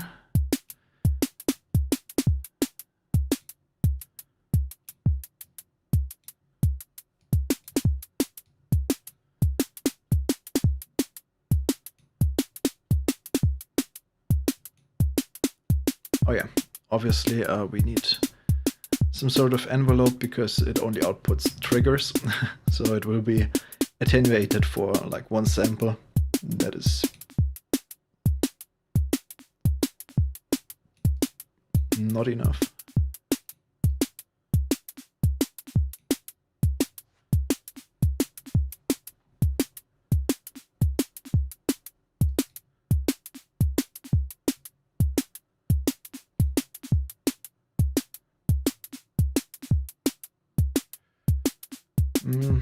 What I'm trying to do is not working, because now I'm ducking the ghost nodes. We will use a trigger gate to convert the triggers we get from the multiplexer into gates. And since I know these nodes are 16th, I can set it to a synchronized .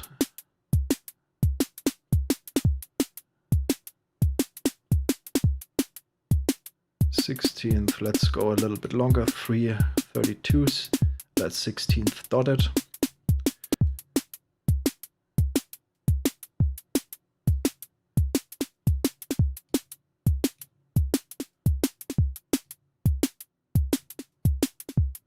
Okay, ghost nodes, there we go.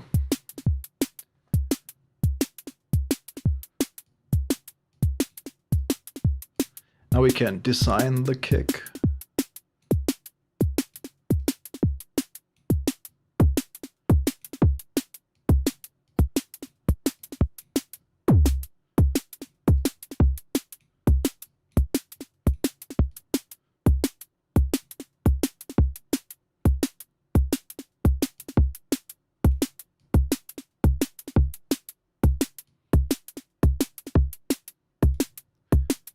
Okay.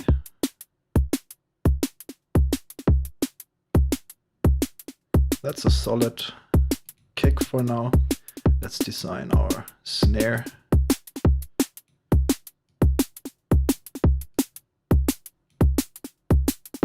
Oh, that's punchy.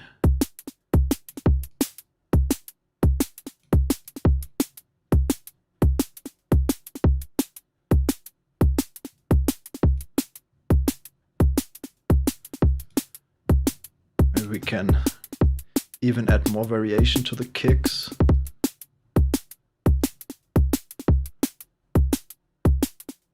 Instead, we use this here.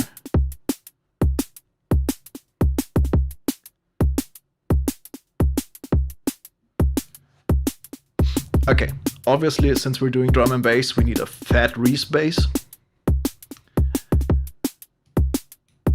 So let's get this oscillator going. And usually what a Reese is doing, a Reese bass is 2 detuned oscillators. Let's listen to that real quick. Let's get a filter so we can filter it down a little. Input 1, input 2. We will use a mixer, so we will mix the drum channel, then we will mix in the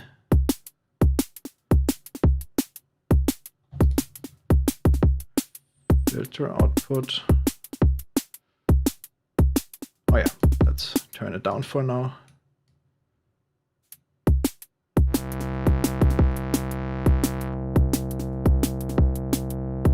if we detune one of the oscillators,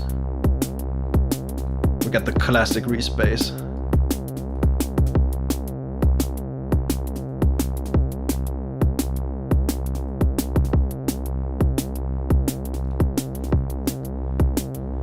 But today, I want to show you a different way to get this resync sound, this moving bass line. We do not mix the two oscillators, but we will turn this oscillator into a harmonically muffled sound, like a sine wave or a triangle wave. Let's mix between those, and then we will, do we have attenuator yet? We use an attenuator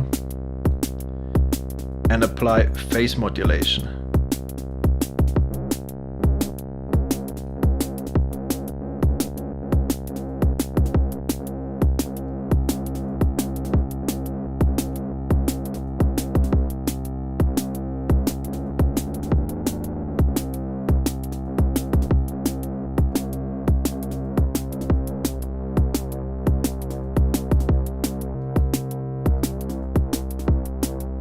Okay, maybe let's choose a different waveform here.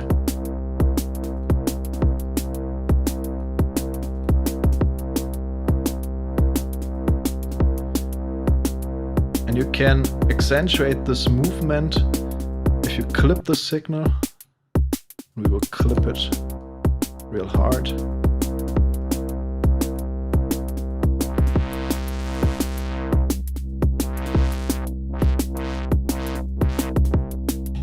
Okay, obviously now we're in desperate need of some movement for our respace, and we will use our LFO for that. And we will in fact use two LFOs. One LFO is modulating the phase of the second, but we will attenuate that using this attenuator.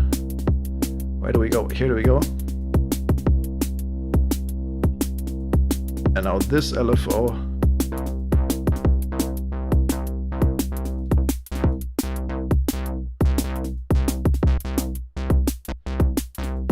Okay, and we're gonna use the same trick as before for 1/1 clock resetting.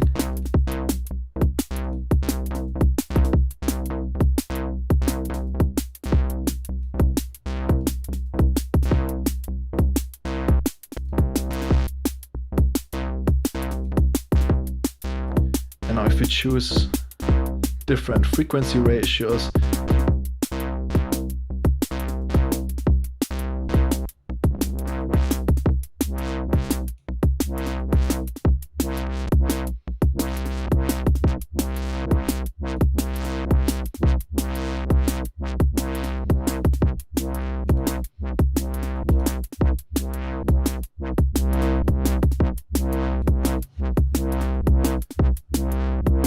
we get a bass line going. Maybe it could also be a great idea to use a peak EQ to get some accents in the frequency spectrum into the clipper.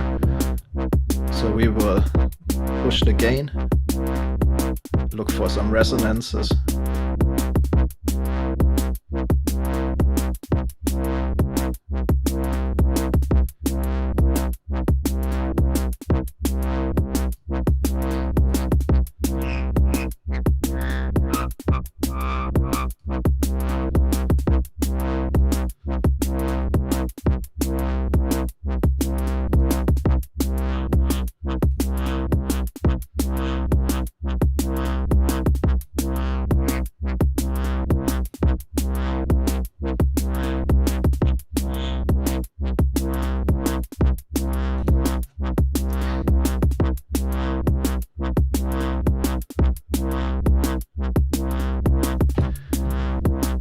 Okay, there we go.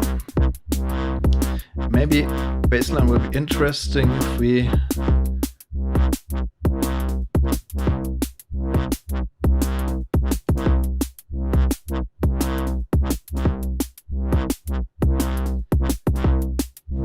Okay, that definitely sounds interesting to me. but it lacks a bit of common movement. And we can easily fix that with our trusty AD envelope again. That we will be clocking with the drum ticker, drum clock. And we will attenuate that before going into the exponential frequency CV.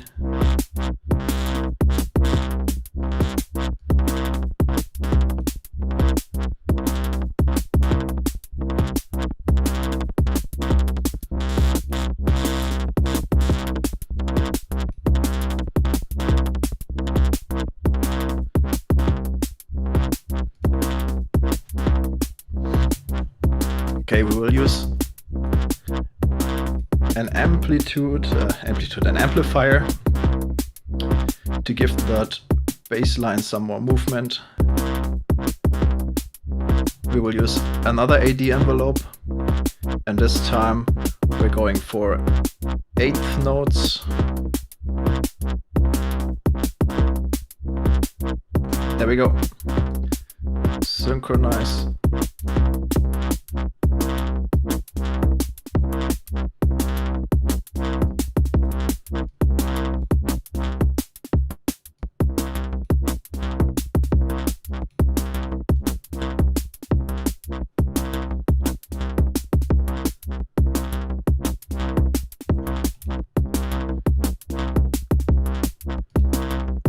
And then I think it's time for another clipper. Cannot have enough distortion in drum and bass. We will use another trick here. We will be going from to the left input, and the left input we will route right back into the right input to get double clipping on this one part of the clipper.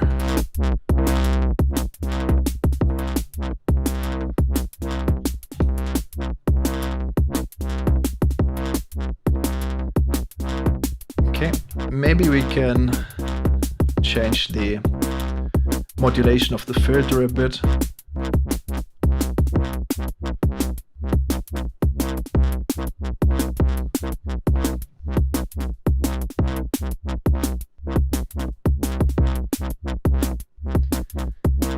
Okay, I wanted to use the crossover, so we will be doing that, and we will now only clip the lows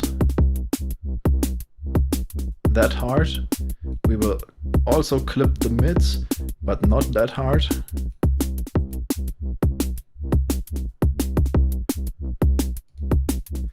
And we will recombine everything with another clipper.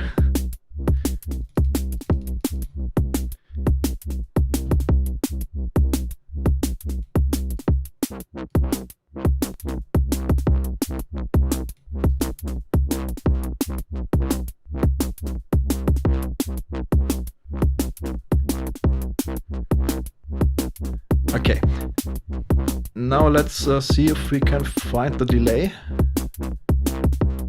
and we will make a makeshift chorus.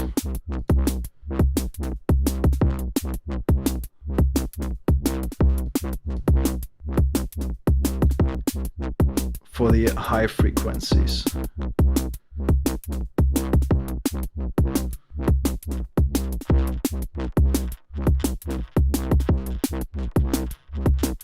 We will use this LFO signal.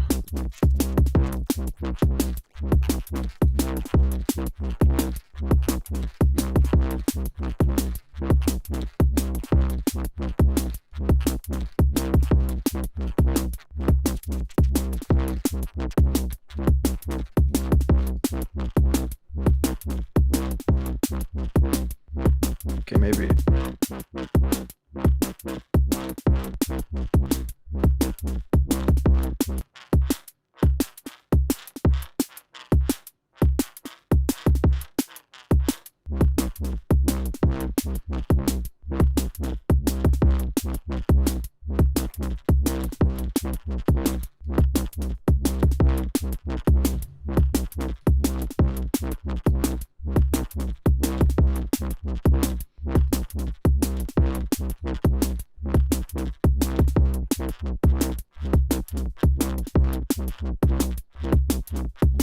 maybe we can just add some rhythmic interest.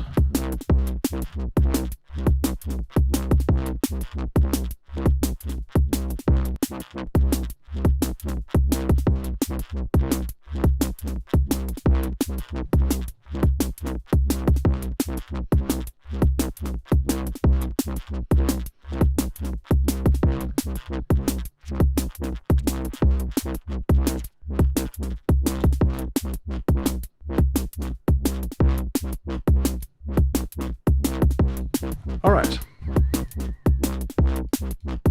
I think we spent enough time on the bass line. Drum and bass is always a little bit more patching intense. Speaking of, I completely forgot to add melodic interest to the bass line, so we will do that right now. We will change every half note.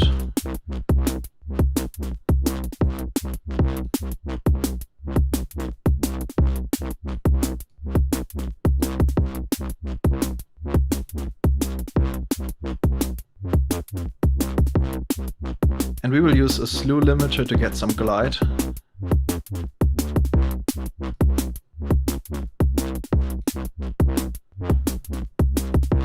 We will set the slew limiter to 1-pole mode.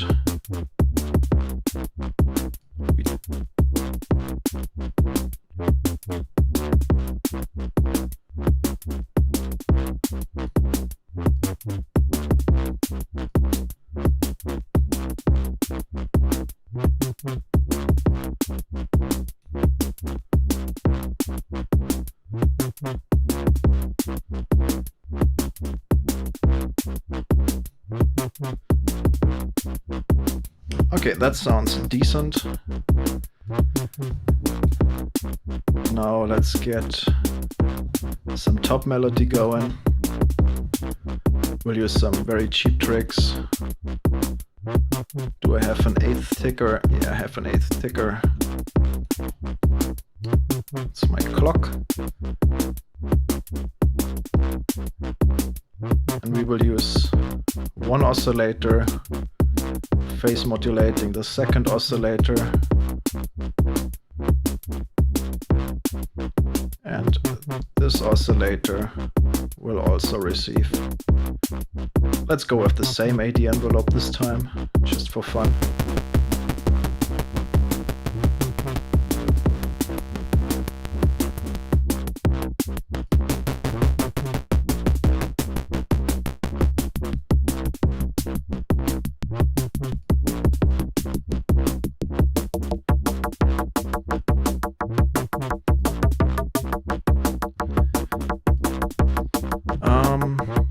Let's go with the screaming filter this time, because we can use the high pass input.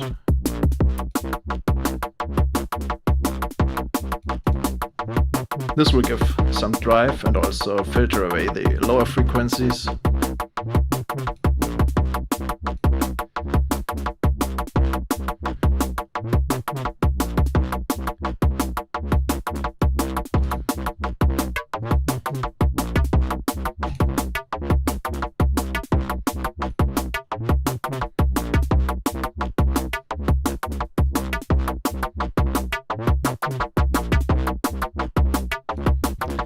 We will use our ping pong delay in this case to give some stereo width. Given I can find it, of course. And we will place that after the filter.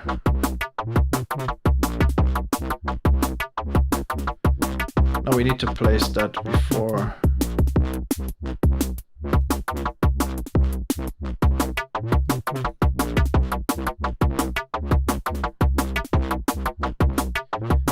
Because the filter is routed into the amplifier and this is then routed into the mixer.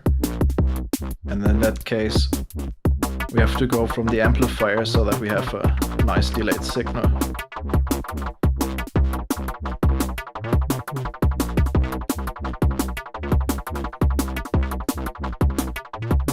choose with the morph knob that morphs from low pass over band pass to high pass. Gonna choose something between band pass and high pass.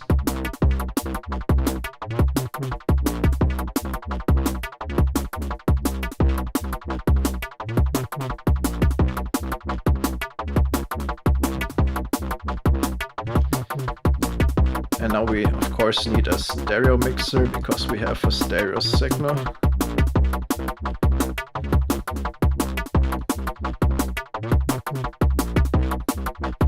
So we just use 2 mixers. I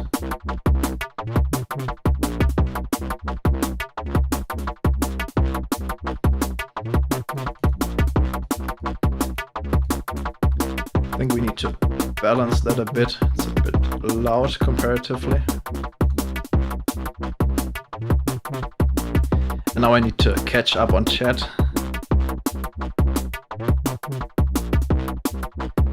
Nice, thanks Gus.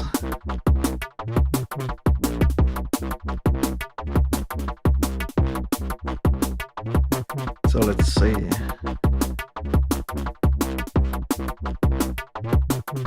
Yeah, there's lots of building blocks, but also lots of advanced features hidden in these building blocks. Like the trigger to gate. At face level, that just converts a trigger to a gate, but it can also be used to convert a gate to a trigger if you set the length to 1 sample in unsynced mode. And you can do a lot with that. You don't need 2 modules, gate to trigger, trigger to gate, it's just 1 module, and you can do it even on the same module with one of the 3 ones. They can be configured independently. Only the sync is global. And of course, like these sequences, they're very basic. You can select a step. Oh, that sounds actually cool. But in combination with the multiplexer, you can create intricate sequences that go far beyond. And you can even combine that with Euclidean sequencer or the counter sequencer that we haven't even shown yet today. And you can build so much stuff, and within these modules there's also so much extra.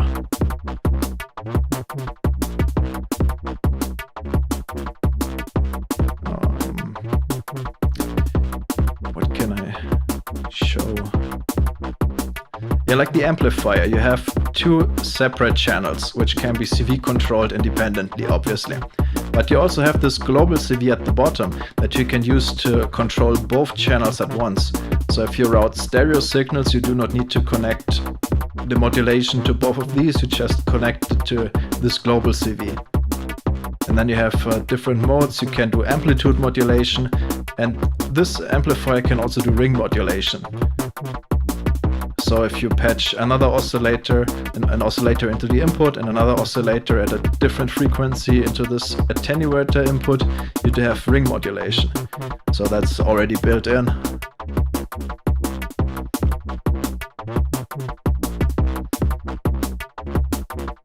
Build your own sequencer base. Yeah, sequencers can get pretty crazy with this.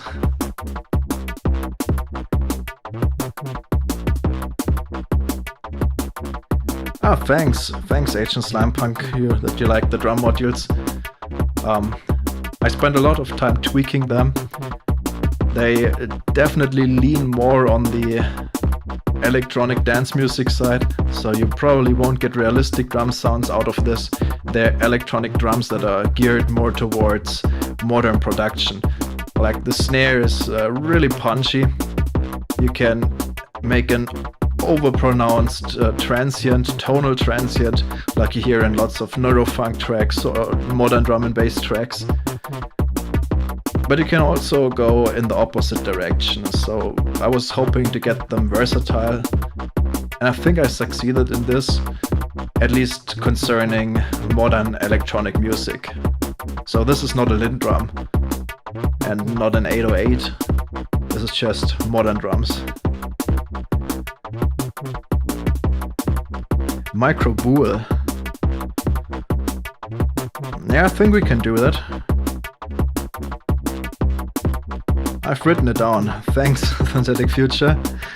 always keeping track of everything. Would have been lost so many times already without you keeping a tab on everything.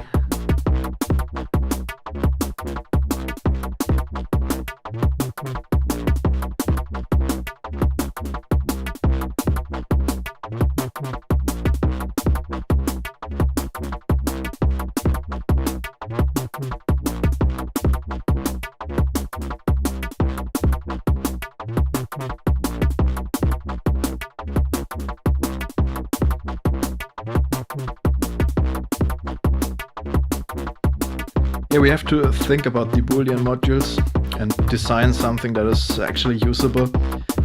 Because with sequencers and triggers, it's oftentimes very tough actually to get logic gates working.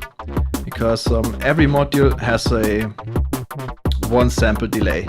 And since the trigger is only one sample in length, when you are late one sample in the Boolean gate and you have an AND, and both sequences seem to be triggering at the same time, but they're just one sample apart, then you won't get a high signal or an active signal on the output because it's still mismatch.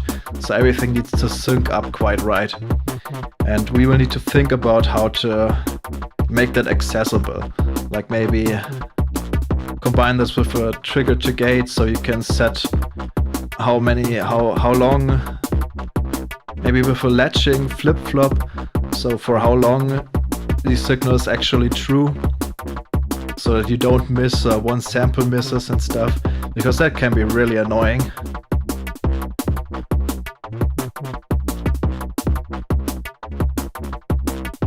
But yeah, we will try to come up with something, and we will, if we come up with something, no promises yet, but if, we will of course add it to the bundle. Yeah, of course, you can use sample delay to get everything in order. You can delay for individual number of samples.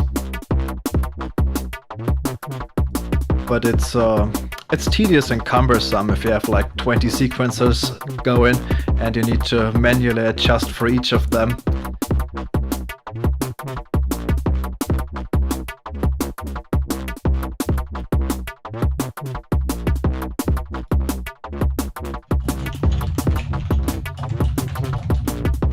I think that's the 4th patch we made. I hope so, otherwise I've overwritten something now. I don't know. Let's start over and yeah, please give me suggestions. What do you want to hear? What genre shall we play? Shall we patch?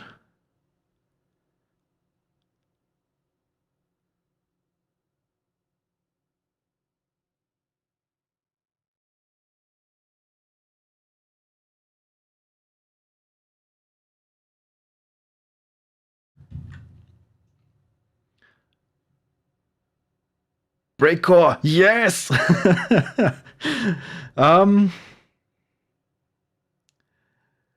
Phew.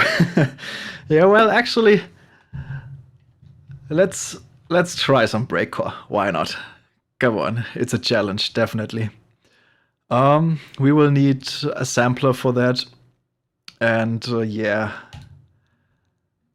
I will load in some breaks.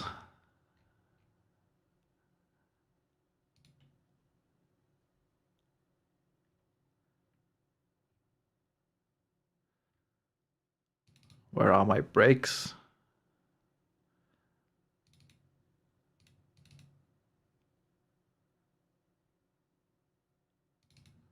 Okay, I loaded some random break. And let's just listen to that for a second so we know what we're working with. The break is 172 beats per minute. I have set my tempo, so it should be correct. But it wouldn't be an issue. We can use the speed dial to adjust for differences in speed. It will pitch the break, but if it's just a few beats per minute, it doesn't matter. So let's engage the clipper and listen to that. Also set it to loop.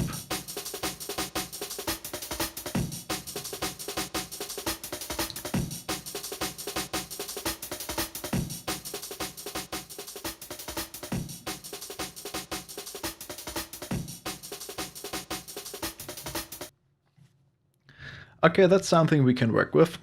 That might also be a great chance to show off grain. Let's... What do we do? What do we do?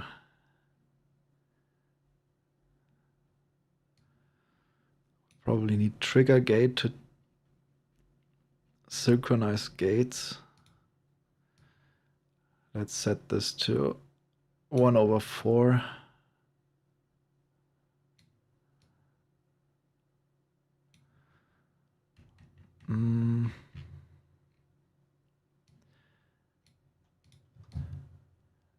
Let's do some very basic stuff. Like we use this amplifier.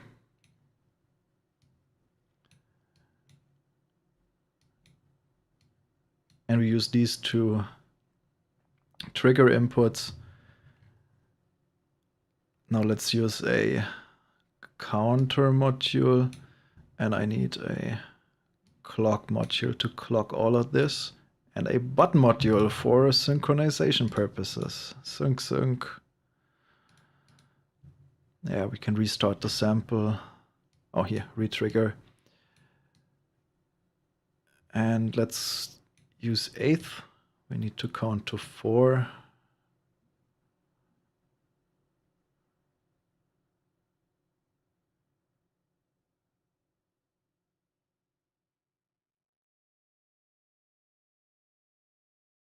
I'm making soup. Awesome, enjoy your soup. I'm cooking something as well. At least I try. Okay, that sounds breakcore-ish.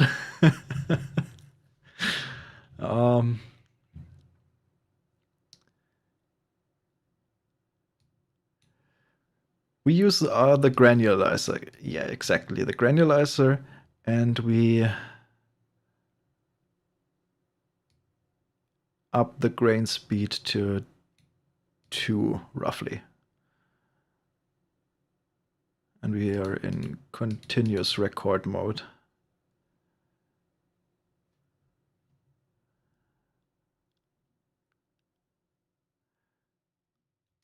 Okay, we will use another counter that counts to 2.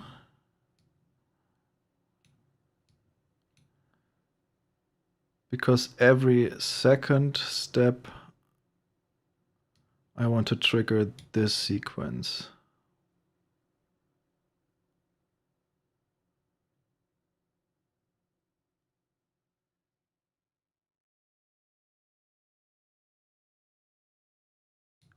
And now I will need an amplifier to counter this gate. So when this gate is playing, it will duck this gate, so they're not playing at the same time. Let's see if that worked.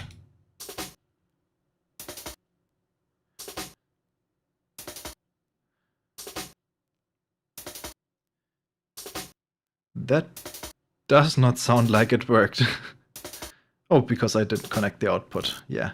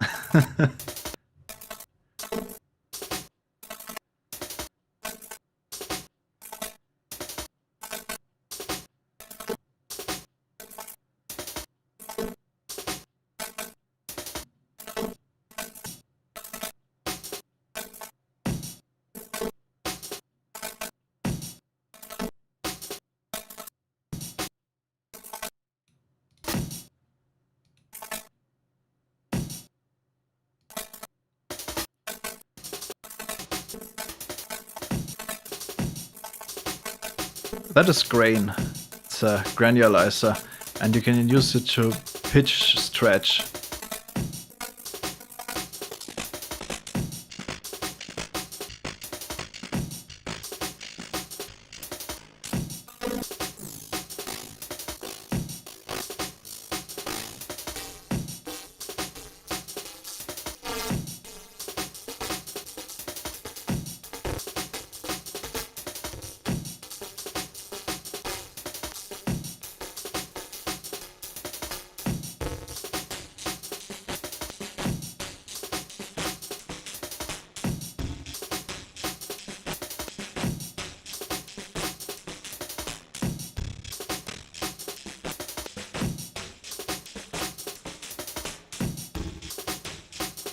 Okay, this is not quite working. What do I really want to do?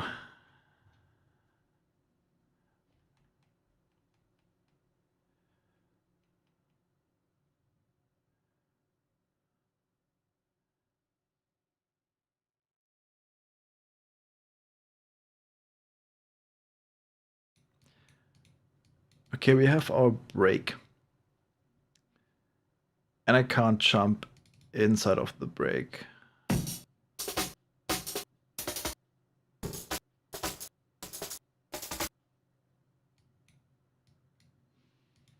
So that's a little tricky.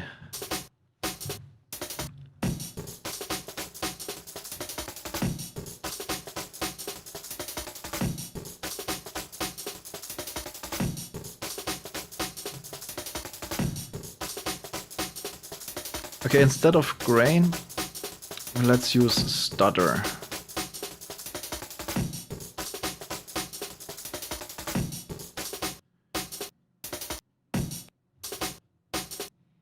We can sync it to, let's say, 16th.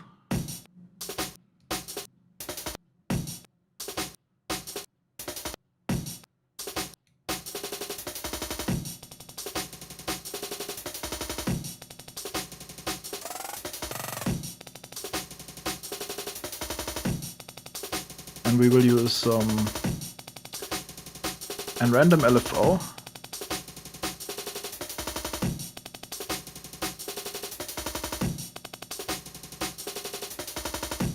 Turn up the smoothing, turn it to full on digital noise.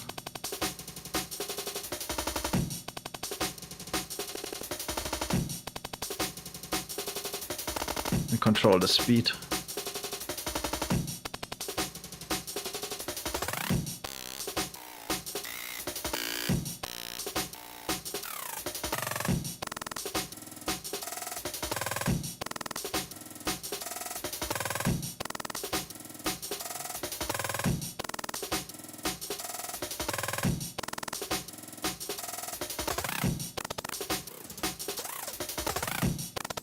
Okay, it's starting to...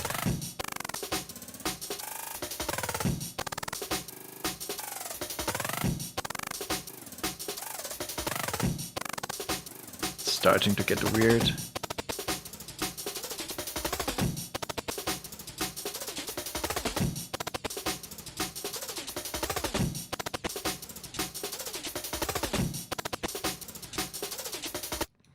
Okay, we need to sequence this stuff somehow. We will use multiplexer for this instead of our amplifier combo. We will, let's say, every fourth step I want a glitch to come in. Oh yeah, that was actually doing right. Because we want that after the stutter. So every fourth step there will be a stutter now.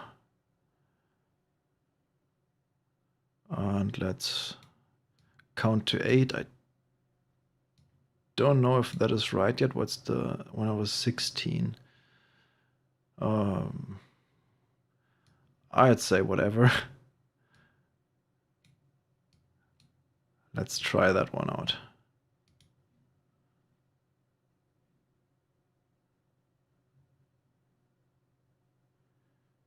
No. Oh.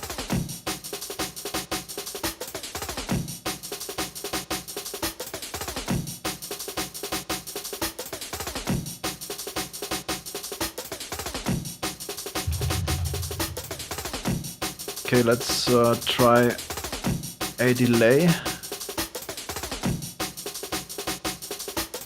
And we will use this delay as a makeshift comb filter for this last one.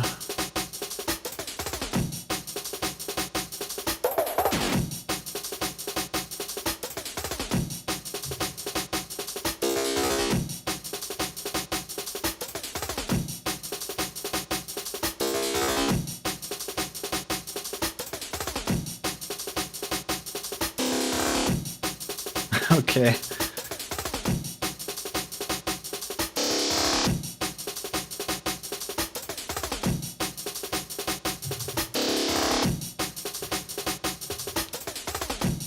And since we cannot jump within this, oh, this is getting out of hand.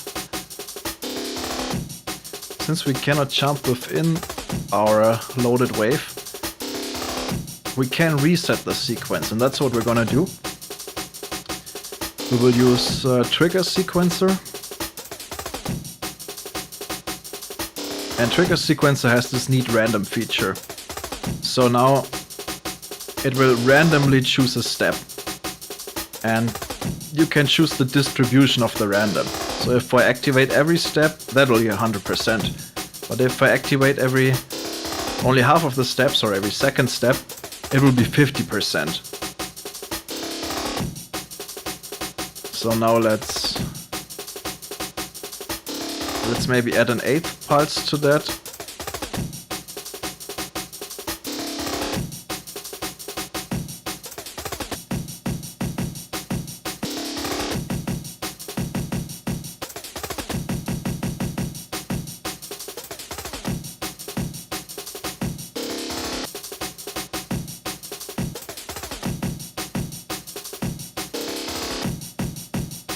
Okay, this delay is really bothering me.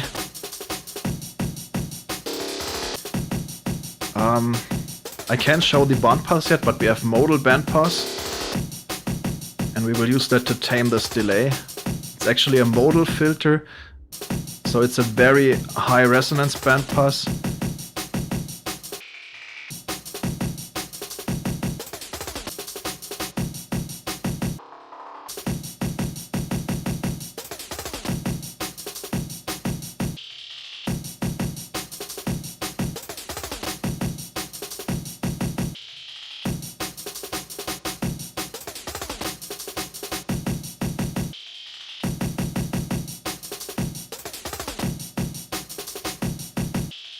Yeah, I could show it, but it's not done yet, and I don't know about the feature set, and I don't like showing stuff that's technically not specified.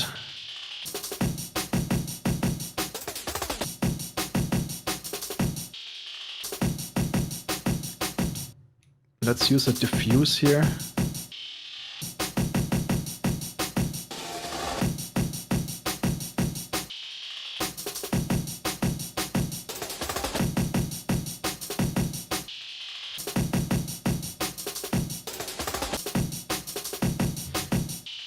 Let's actually use a second one that is also triggered by a random. Oh, this one is a lot more random. It's because it was clocked by the wrong sequence, and we will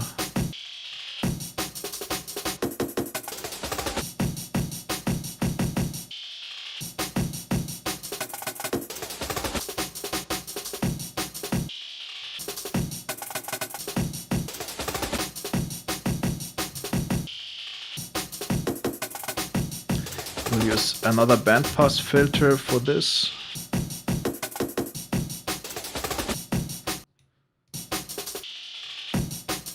We will go out of this one here.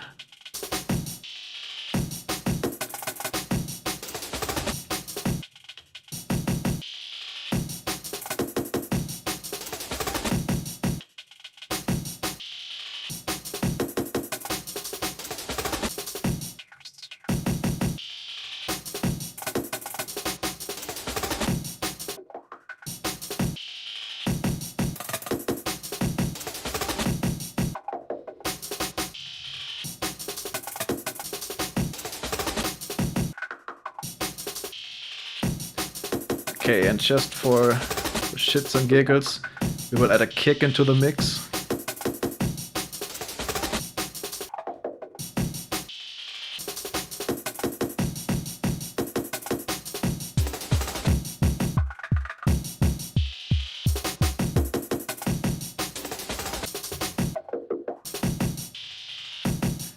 That is not random.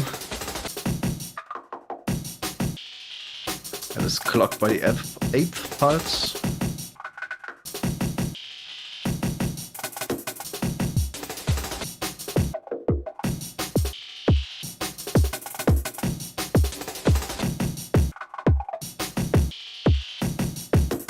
It is eighth, isn't it?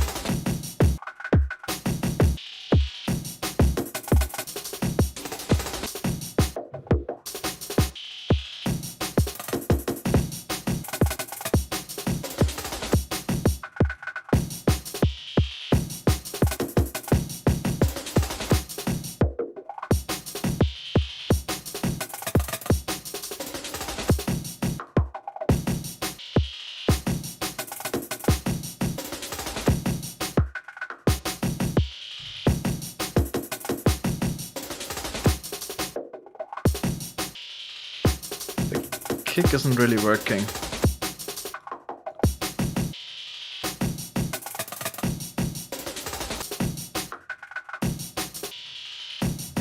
Maybe let's add another one, but this time we go an octave down.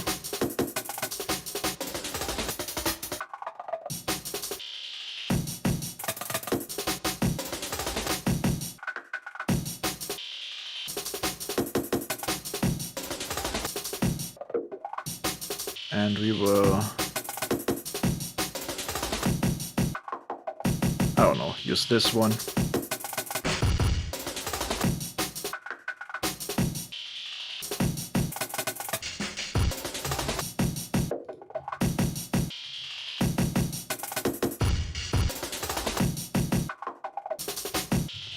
Maybe we can use a screaming filter here.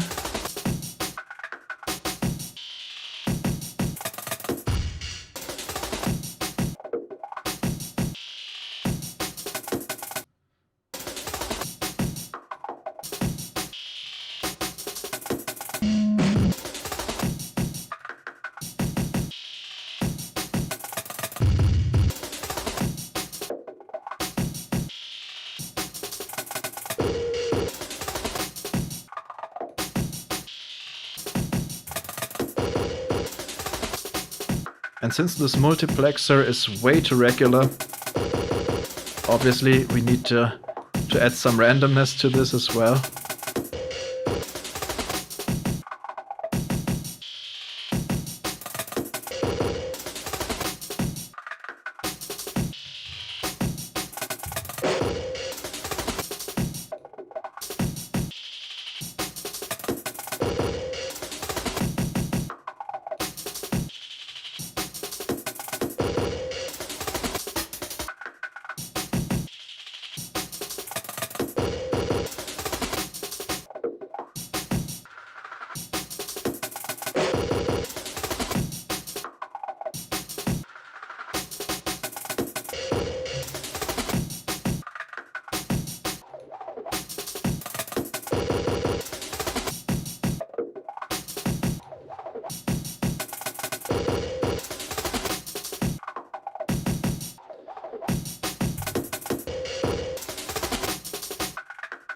Okay, now let's add a baseline and call it a day.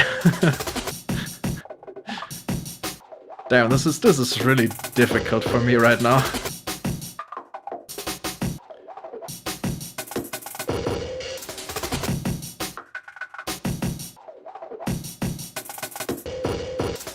Let's use envelope generator. We will need an amplifier.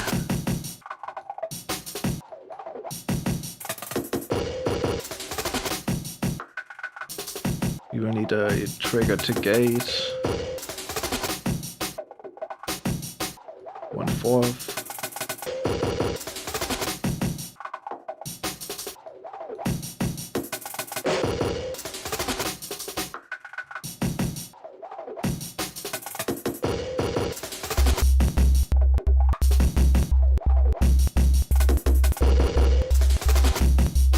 Okay, in effect, let's choose a Euclidean sequencer to generate this baseline.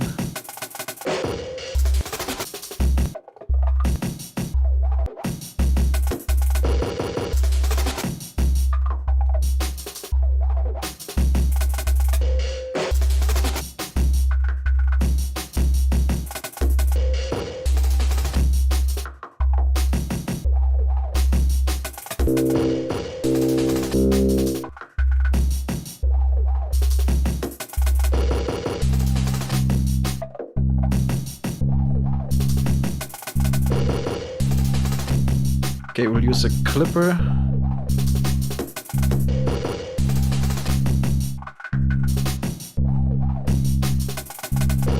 Clipper, there we go. To get some more harmonics in there.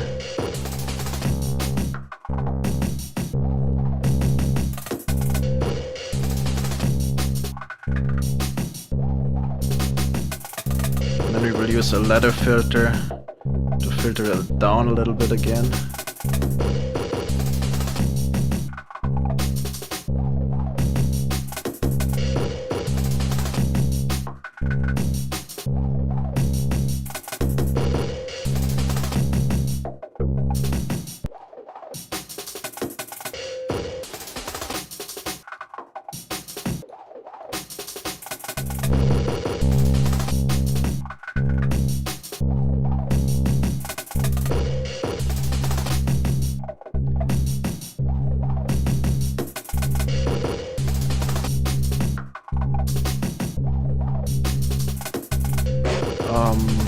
Okay, I'm very lazy, so I'll just pitch that down.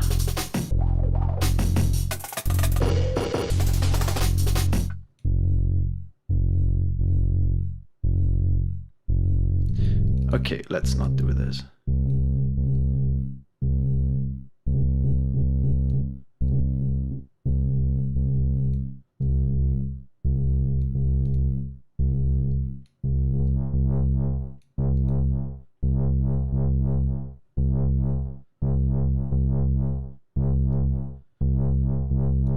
Let's add a diffusion step.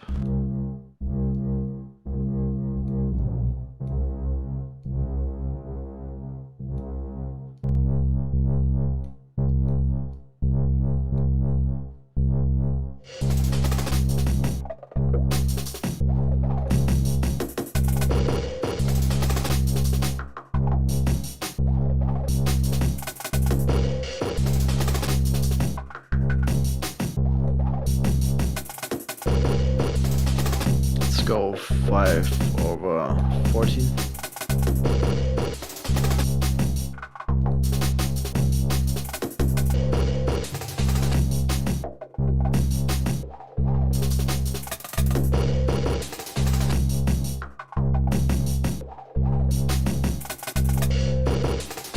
I think this double octave one, I don't like this one, but we can go 0.1.5. to make it go a little bit faster.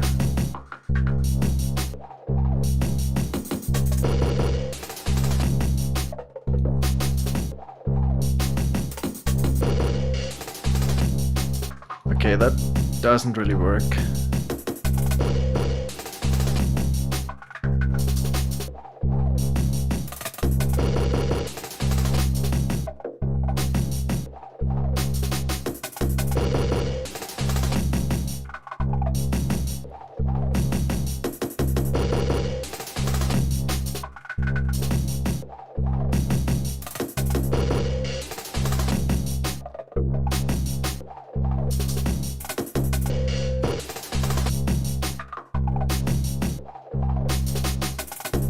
Okay, if I prepared that, I would have cut up some break so that I can use like 8 steps in this and then use the multiplexer or other means to sequence the little steps. But since I didn't prepare anything, I can only use the whole loop, and I do not have means in this single shot player to scrub in the waveform. I could do that with the sampler, but then I would have to record the break. I don't know if I can do that live. In fact, maybe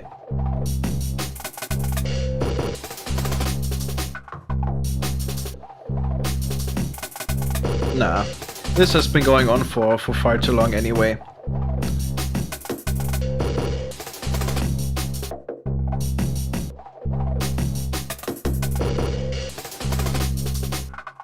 Maybe we can reuse the 2 LFOs we got going here.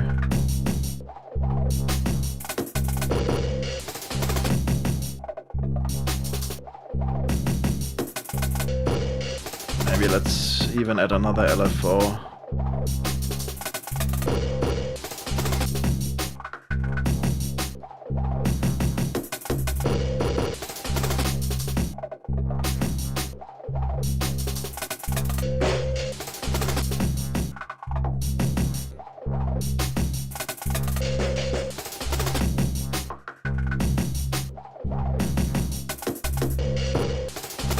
Okay, I will save that.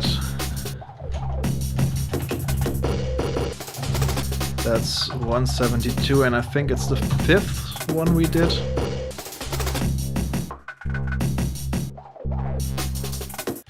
And we're gonna start a new patch, because that one was getting a little repetitive. Alright, what shall we do next? I think we have time for one more patch.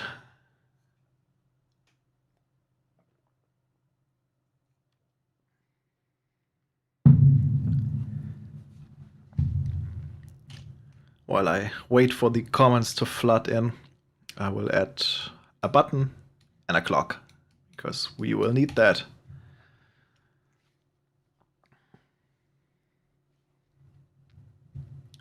Maybe we can do some, I don't know, mid-tempo, some cyberpunk style beats. Can show off the bit crusher. Yeah, I'll start with that and wait if there are any suggestions in the meantime. Alright, we're probably gonna need noise. We're probably gonna need an oscillator. All of the good stuff. But we will start with our beat, the rhythmic backbone. We'll need a snare. Let's go kick. Where is it? Here we go. And hi-hat is also always in the ballpark of the kick. And for this, I don't even need a sequencer. I will just need a trusty counter. Here we go. Because the beat is so simple. We will have count to 2 and count to 4. And a 16th pulse. And I think mid-tempo is around 100 beats per minute. So that's that. Okay, the steady pulse will clock the hi-hat. The 4 clock counter will clock the snare. And the 2 will clock the kick. And let's see if my math in the head works out. Route the kick, route the snare, route the hi-hat. Let's see. Yeah, perfect, I'd say.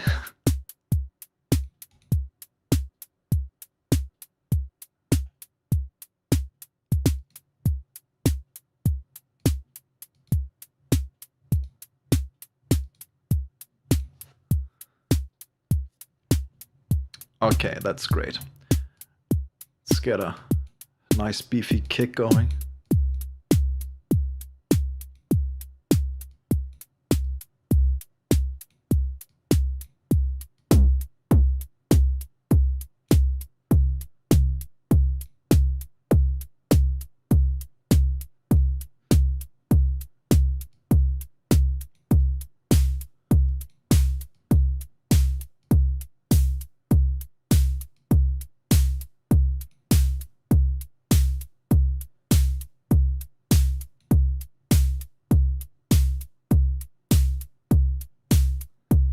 Okay, that sounds viable.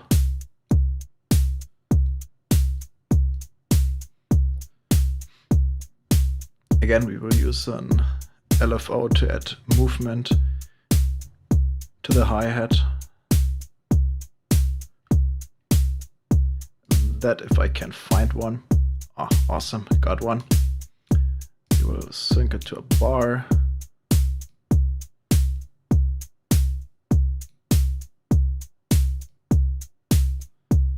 Where's the wave? We'll sync that as well.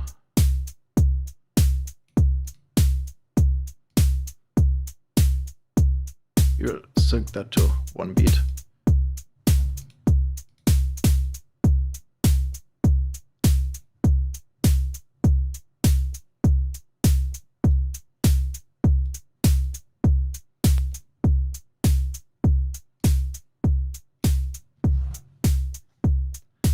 Okay, that's great.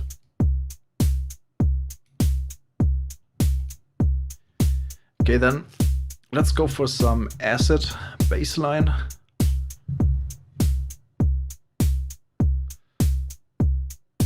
And of course, we will use the ladder filter for that.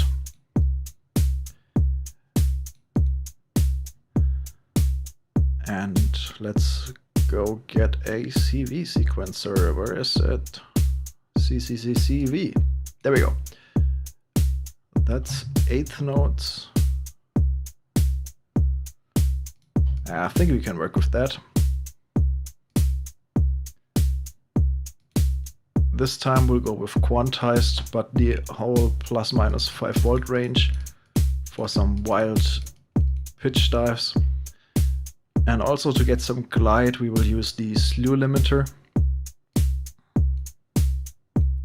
Set it to 1-pole mode. Where is my tooltip gone? Whatever. On the left it's linear glide, it's real slew limiting, and on the right it uses 1-pole filters for more portamento-esque, legato-esque glide. And we will choose a decent rise time and a rather quick fall time. Full strength on this one. We'll go straight into the filter. We will need an amplifier as well.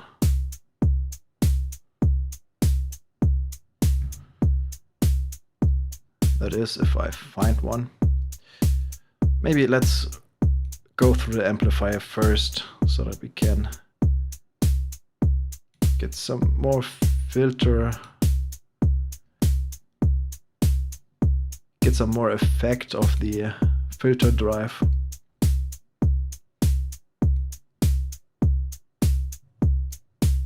Okay, amplifier, filter, let's go.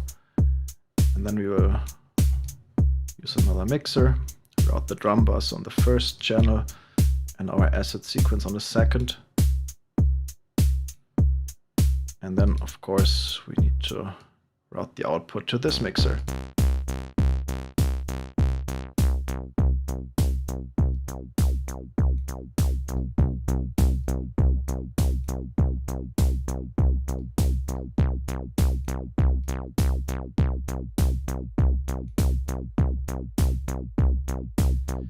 And where is our AD envelope?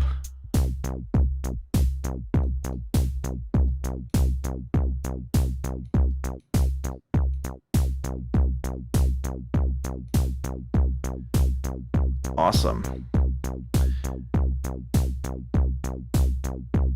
We will route the filter output into a clipper to get some more harmonics.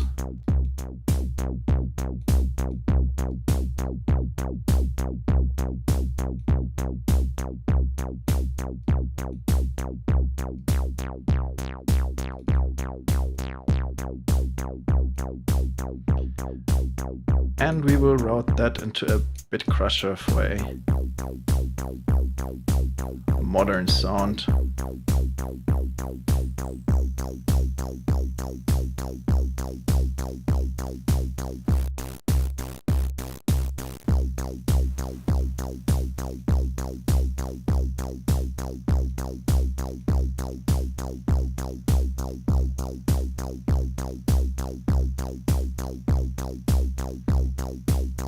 Okay, now let's write a little sequence.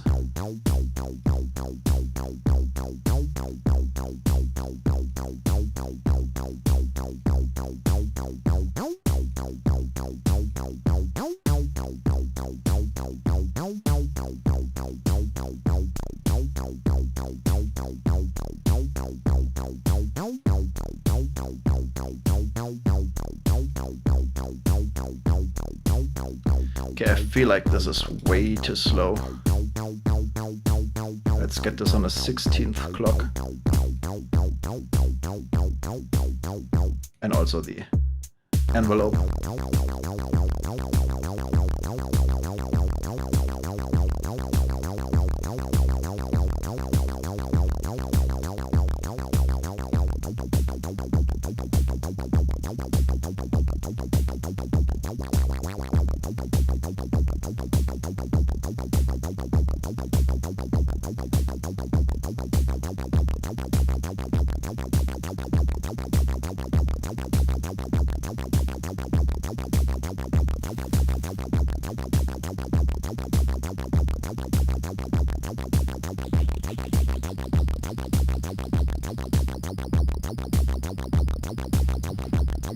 Let's get that bass line talking. Okay, let's use a delay.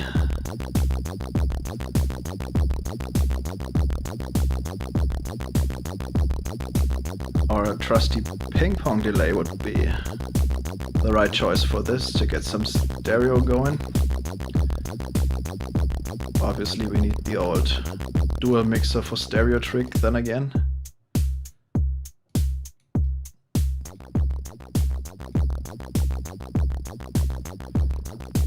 Sync that up.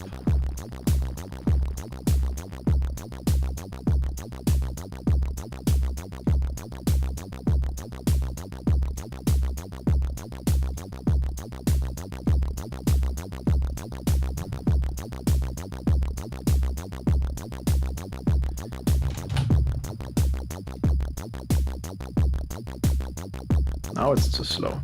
I think mid-tempo is around 100 beats per minute.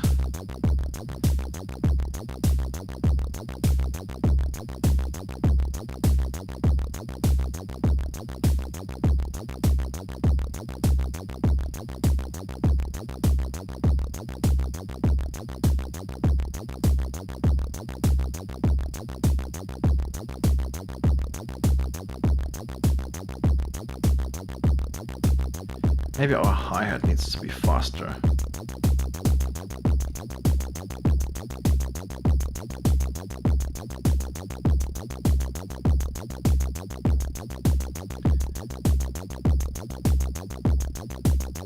Okay, that's better.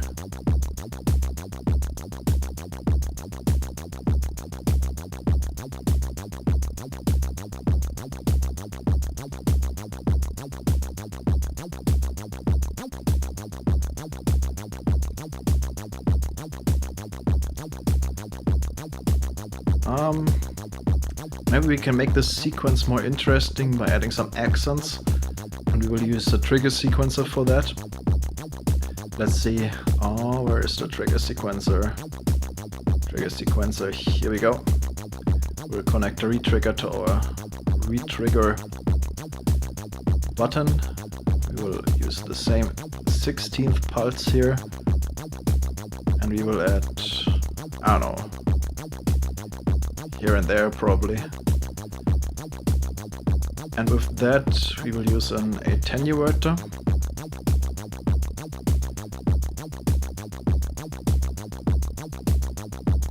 And this will open the filter a fair bit. I always forget the sequencer's output triggers. So we need to convert that trigger to a gate first. We have trigger gate exactly for that. Alright, let's see. We will sync it. We know that one of these steps is a 16th note.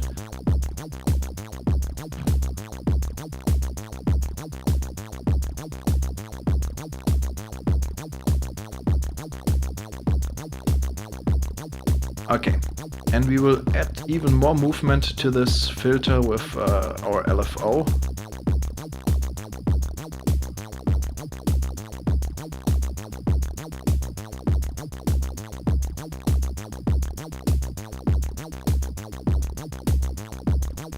That we will reset every 4 bars.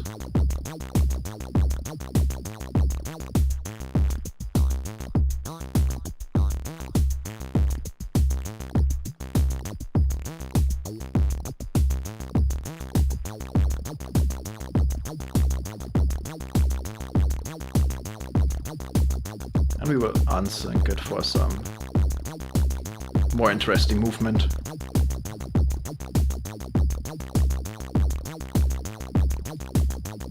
I feel like some noise would be.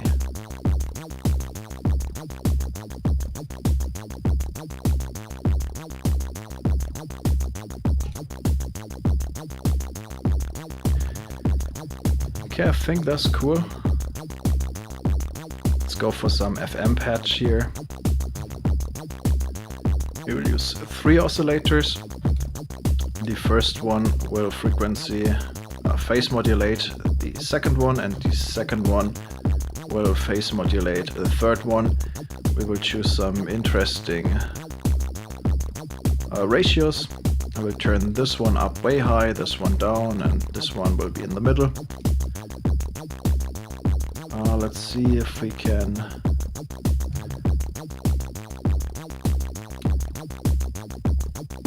repurpose our AD envelope here.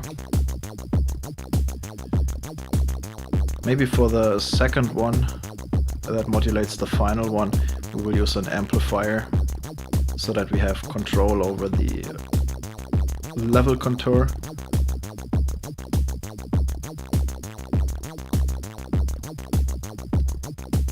And to make this sequence more interesting, we will use a counter that shoots every 3, 8, and let's say 14th. You can leave that at 8.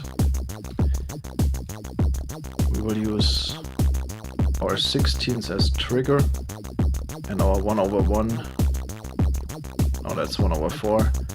Or 4/1 as retrigger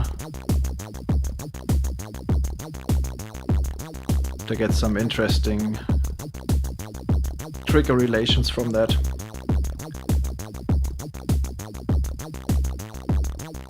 That output in our second stage here.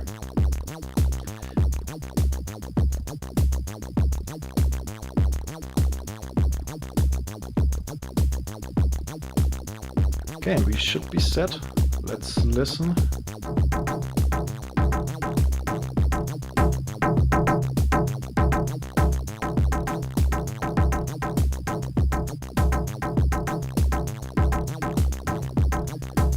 We definitely need a ping pong delay.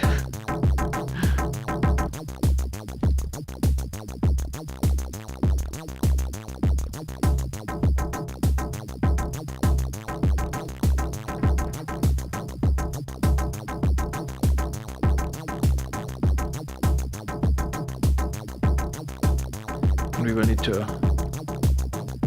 adjust the strength.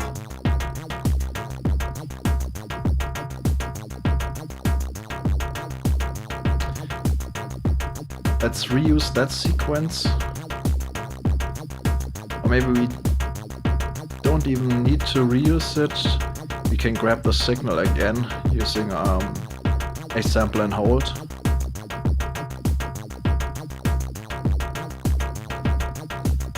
Pitch these 3 oscillators. We take, where's the sequence? Here, this sequence, and we trigger it.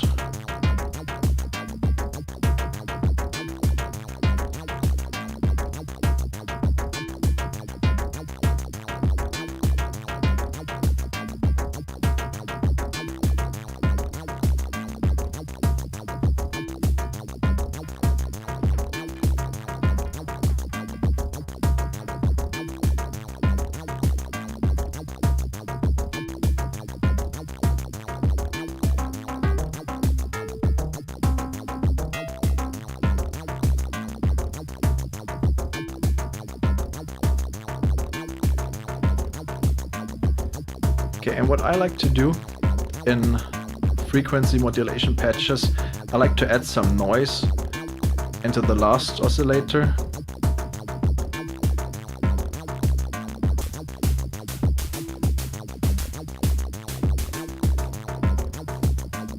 To roughen up the patch a little bit.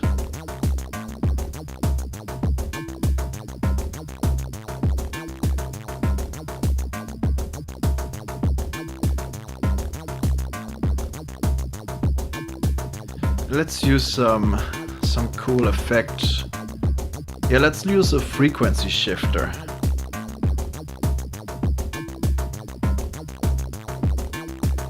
After the delay, because it's a stereo frequency shifter.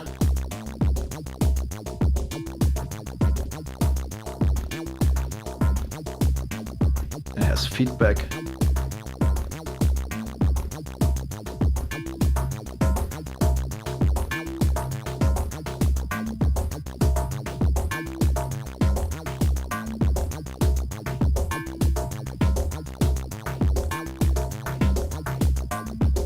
Can use an amplifier, and just to show off these stereo capabilities I will use a DC source to control the global CV.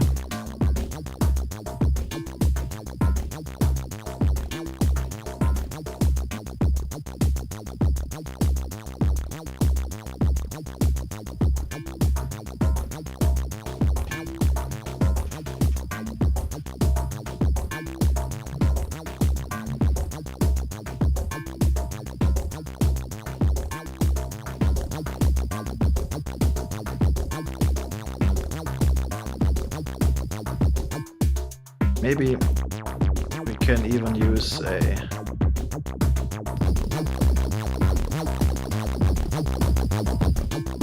second run through the clipper after the bit crusher.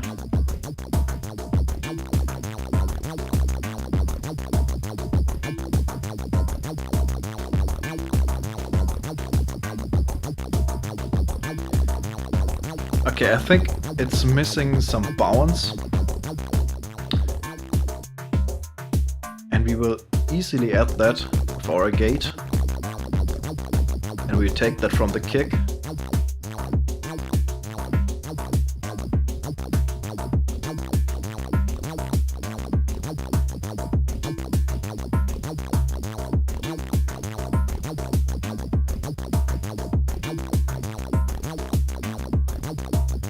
Okay, the kick is really fat, so we might have issue gating it. But not for us, because we can use an amplifier and an AD envelope to essentially do the same. In this case, we will again use the global CV. We'll turn the levels up. And we trigger this AD envelope with the same trigger that triggers the kick, which is this.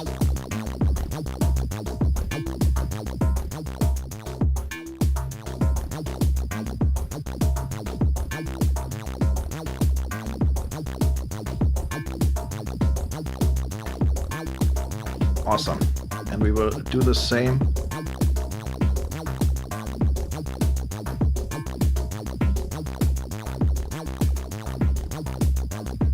for our melodic element as well. Oh. Got the wrong check here.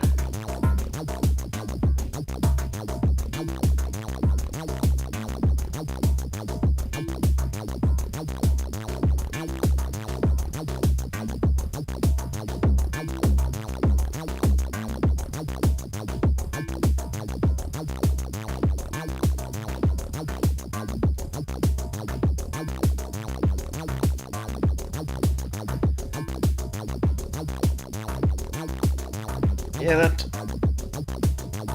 I don't know, doesn't sound too mid-rangey, cyberpunky.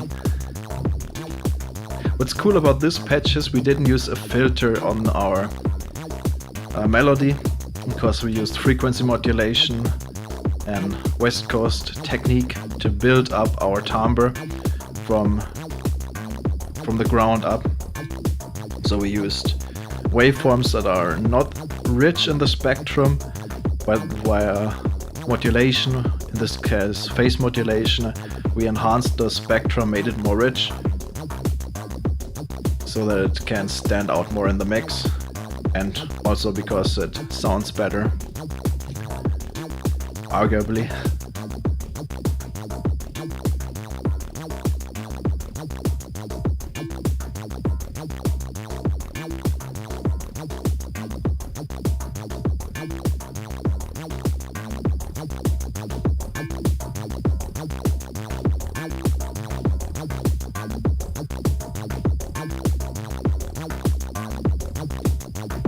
Do we re-trigger? No, we do not re-trigger the counter.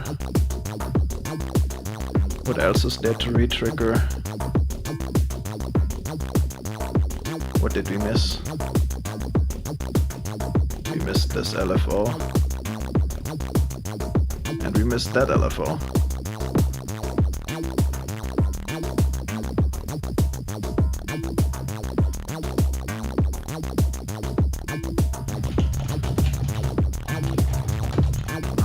And this is the 6th or 7th. I don't know. 6th? Will it tell me if I overwrite something? I think it doesn't matter because the BPM is different anyway, so.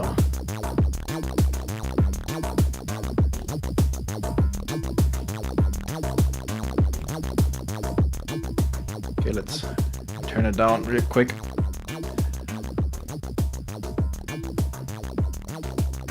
Nice sample and hold technique. Oh well, thanks Gus. With sample and hold you can do a lot of things actually.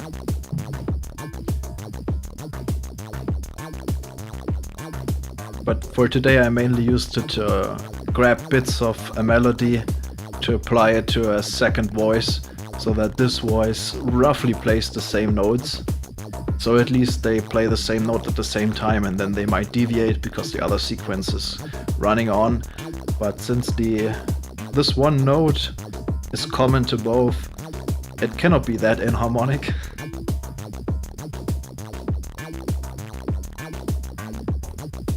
But sample and hold, you can sample and hold. Today we only created melodies out of sequencers, and that was the main goal, to show off the step sequencer and the CV sequencer. But actually we could have made melodies out of LFOs, out of oscillators, out of noise, out of basically anything with the sample and hold. Maybe that's one last thing I can show. Let's do this real quick. We take a clock and button. It's the last thing we're gonna do today, and we're gonna use where is it? Sample and hold, and we're gonna use LFO. There we go. Then we have oscillator. Let's set up a voice real quick. We have amplifier, AD envelope, and we're gonna take the filter, the ladder filter. There we go. Okay, let's set this up real quick. Oscillator goes there, oscillator goes there, and then we go into the output. Okay, awesome. Let's turn this down a little. Okay, some fat sounds. Okay, we have this LFO and we have this sample and hold. So we're gonna put it on a clock, let's say 8th notes. We clock the sample and hold, and we clock the AD envelope. Now we take the output of this LFO into this sample and hold. We have to adjust the level of the LFO, that's why it has a level and a offset. Basically, when the LFO is swinging between -1 and +1 volt, it's 2 octaves. It's going over 1 octave from -1 to 0 volt and the next octave from 0 to 1 volt. And when we sample that signal, we get all of this range. So let's see how that sounds.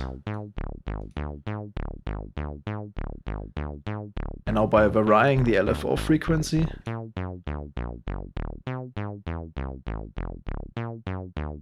and the waveform,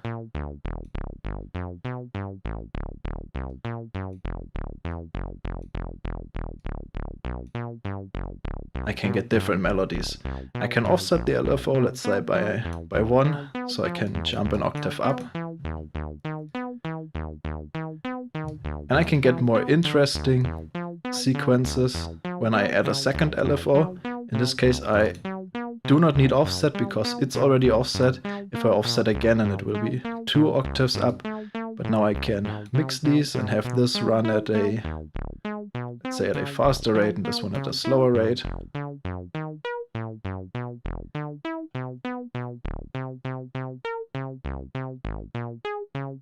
Now the sequence is already a little bit more random. And of course it sounds weird now because it's not quantized, but we have our trusty quantizer. Now let's say I want to go with F.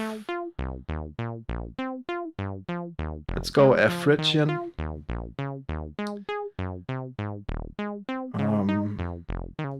Let's delete some nodes.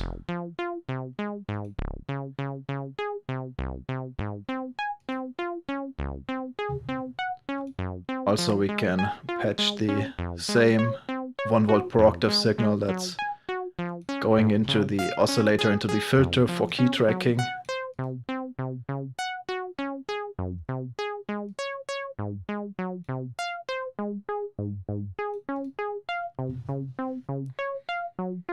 Now I do not need to mix these signals. I can also use a second LFO to modulate the first one.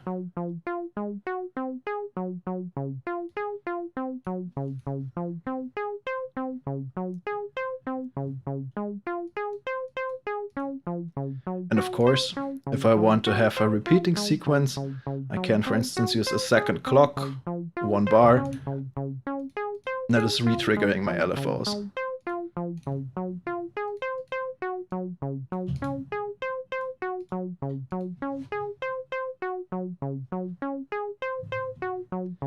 Can see if I can change the phase relation between the two LFOs.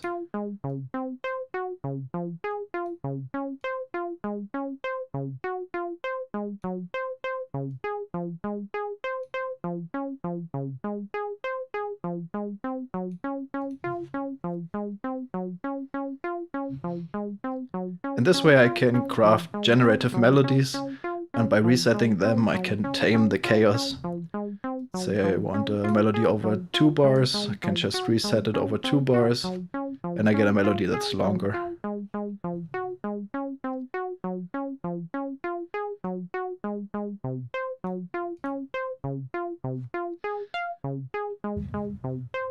And that sounds bad, but of course if I add some delay,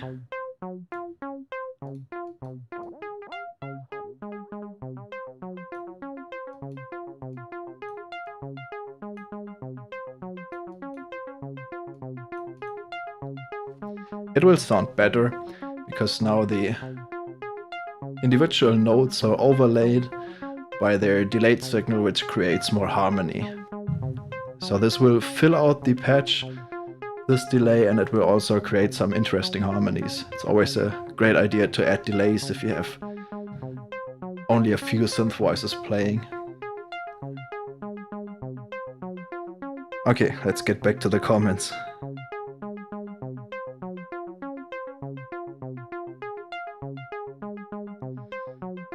Oh yeah, Synthetic Future, we're closing the stream anyway now, so it's a good call for bedtime. It's bedtime for me as well after the stream. Steve, it's groovy. Yeah, thanks. Vaporwaves, yes, obviously.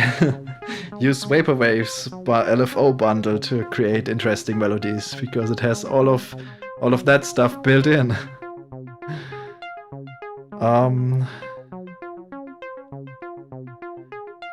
Agent Slampunk, this is awesome. Thanks for doing all of this. You're very welcome.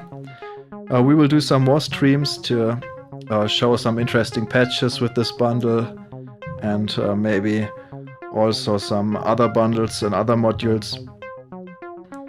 This was fun. Thanks for joining, everybody. Had a great time. You're all awesome. What else is there to say? This was my first stream, so I really don't know how to end this thing. Yeah, tune in again. If you like that, you can leave a like, subscribe to my channel. There will be more videos, more streams in the future. And yeah, I will probably try to upload the stream so you can watch it back and learn every trick you might have missed from this whole array of things that I've shown today.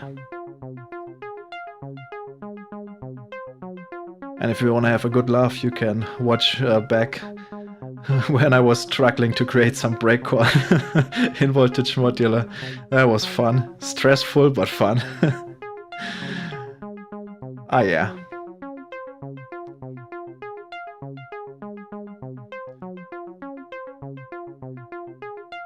Oh yeah, as of course, thanks Synthetic Future for mentioning that. You can of course always reach out. I'm on the Voltage Modular Discord server, I'm in the Voltage Modular Facebook group, and there's also a contact information on the bundle page or on the module pages where it says contact manufacturer, and if you click that you can shoot me an email. We will try to answer as fast as possible, and with good reasonable answers. If you need, feel free to reach out as well if you need some tips or tricks or wanna know some crazy patching ideas. We're always open for that. So yeah, that's that. Thanks for joining, everybody. Don't forget to like and subscribe. And have a great night. Or if you're on the other hemisphere of the world, have a great day.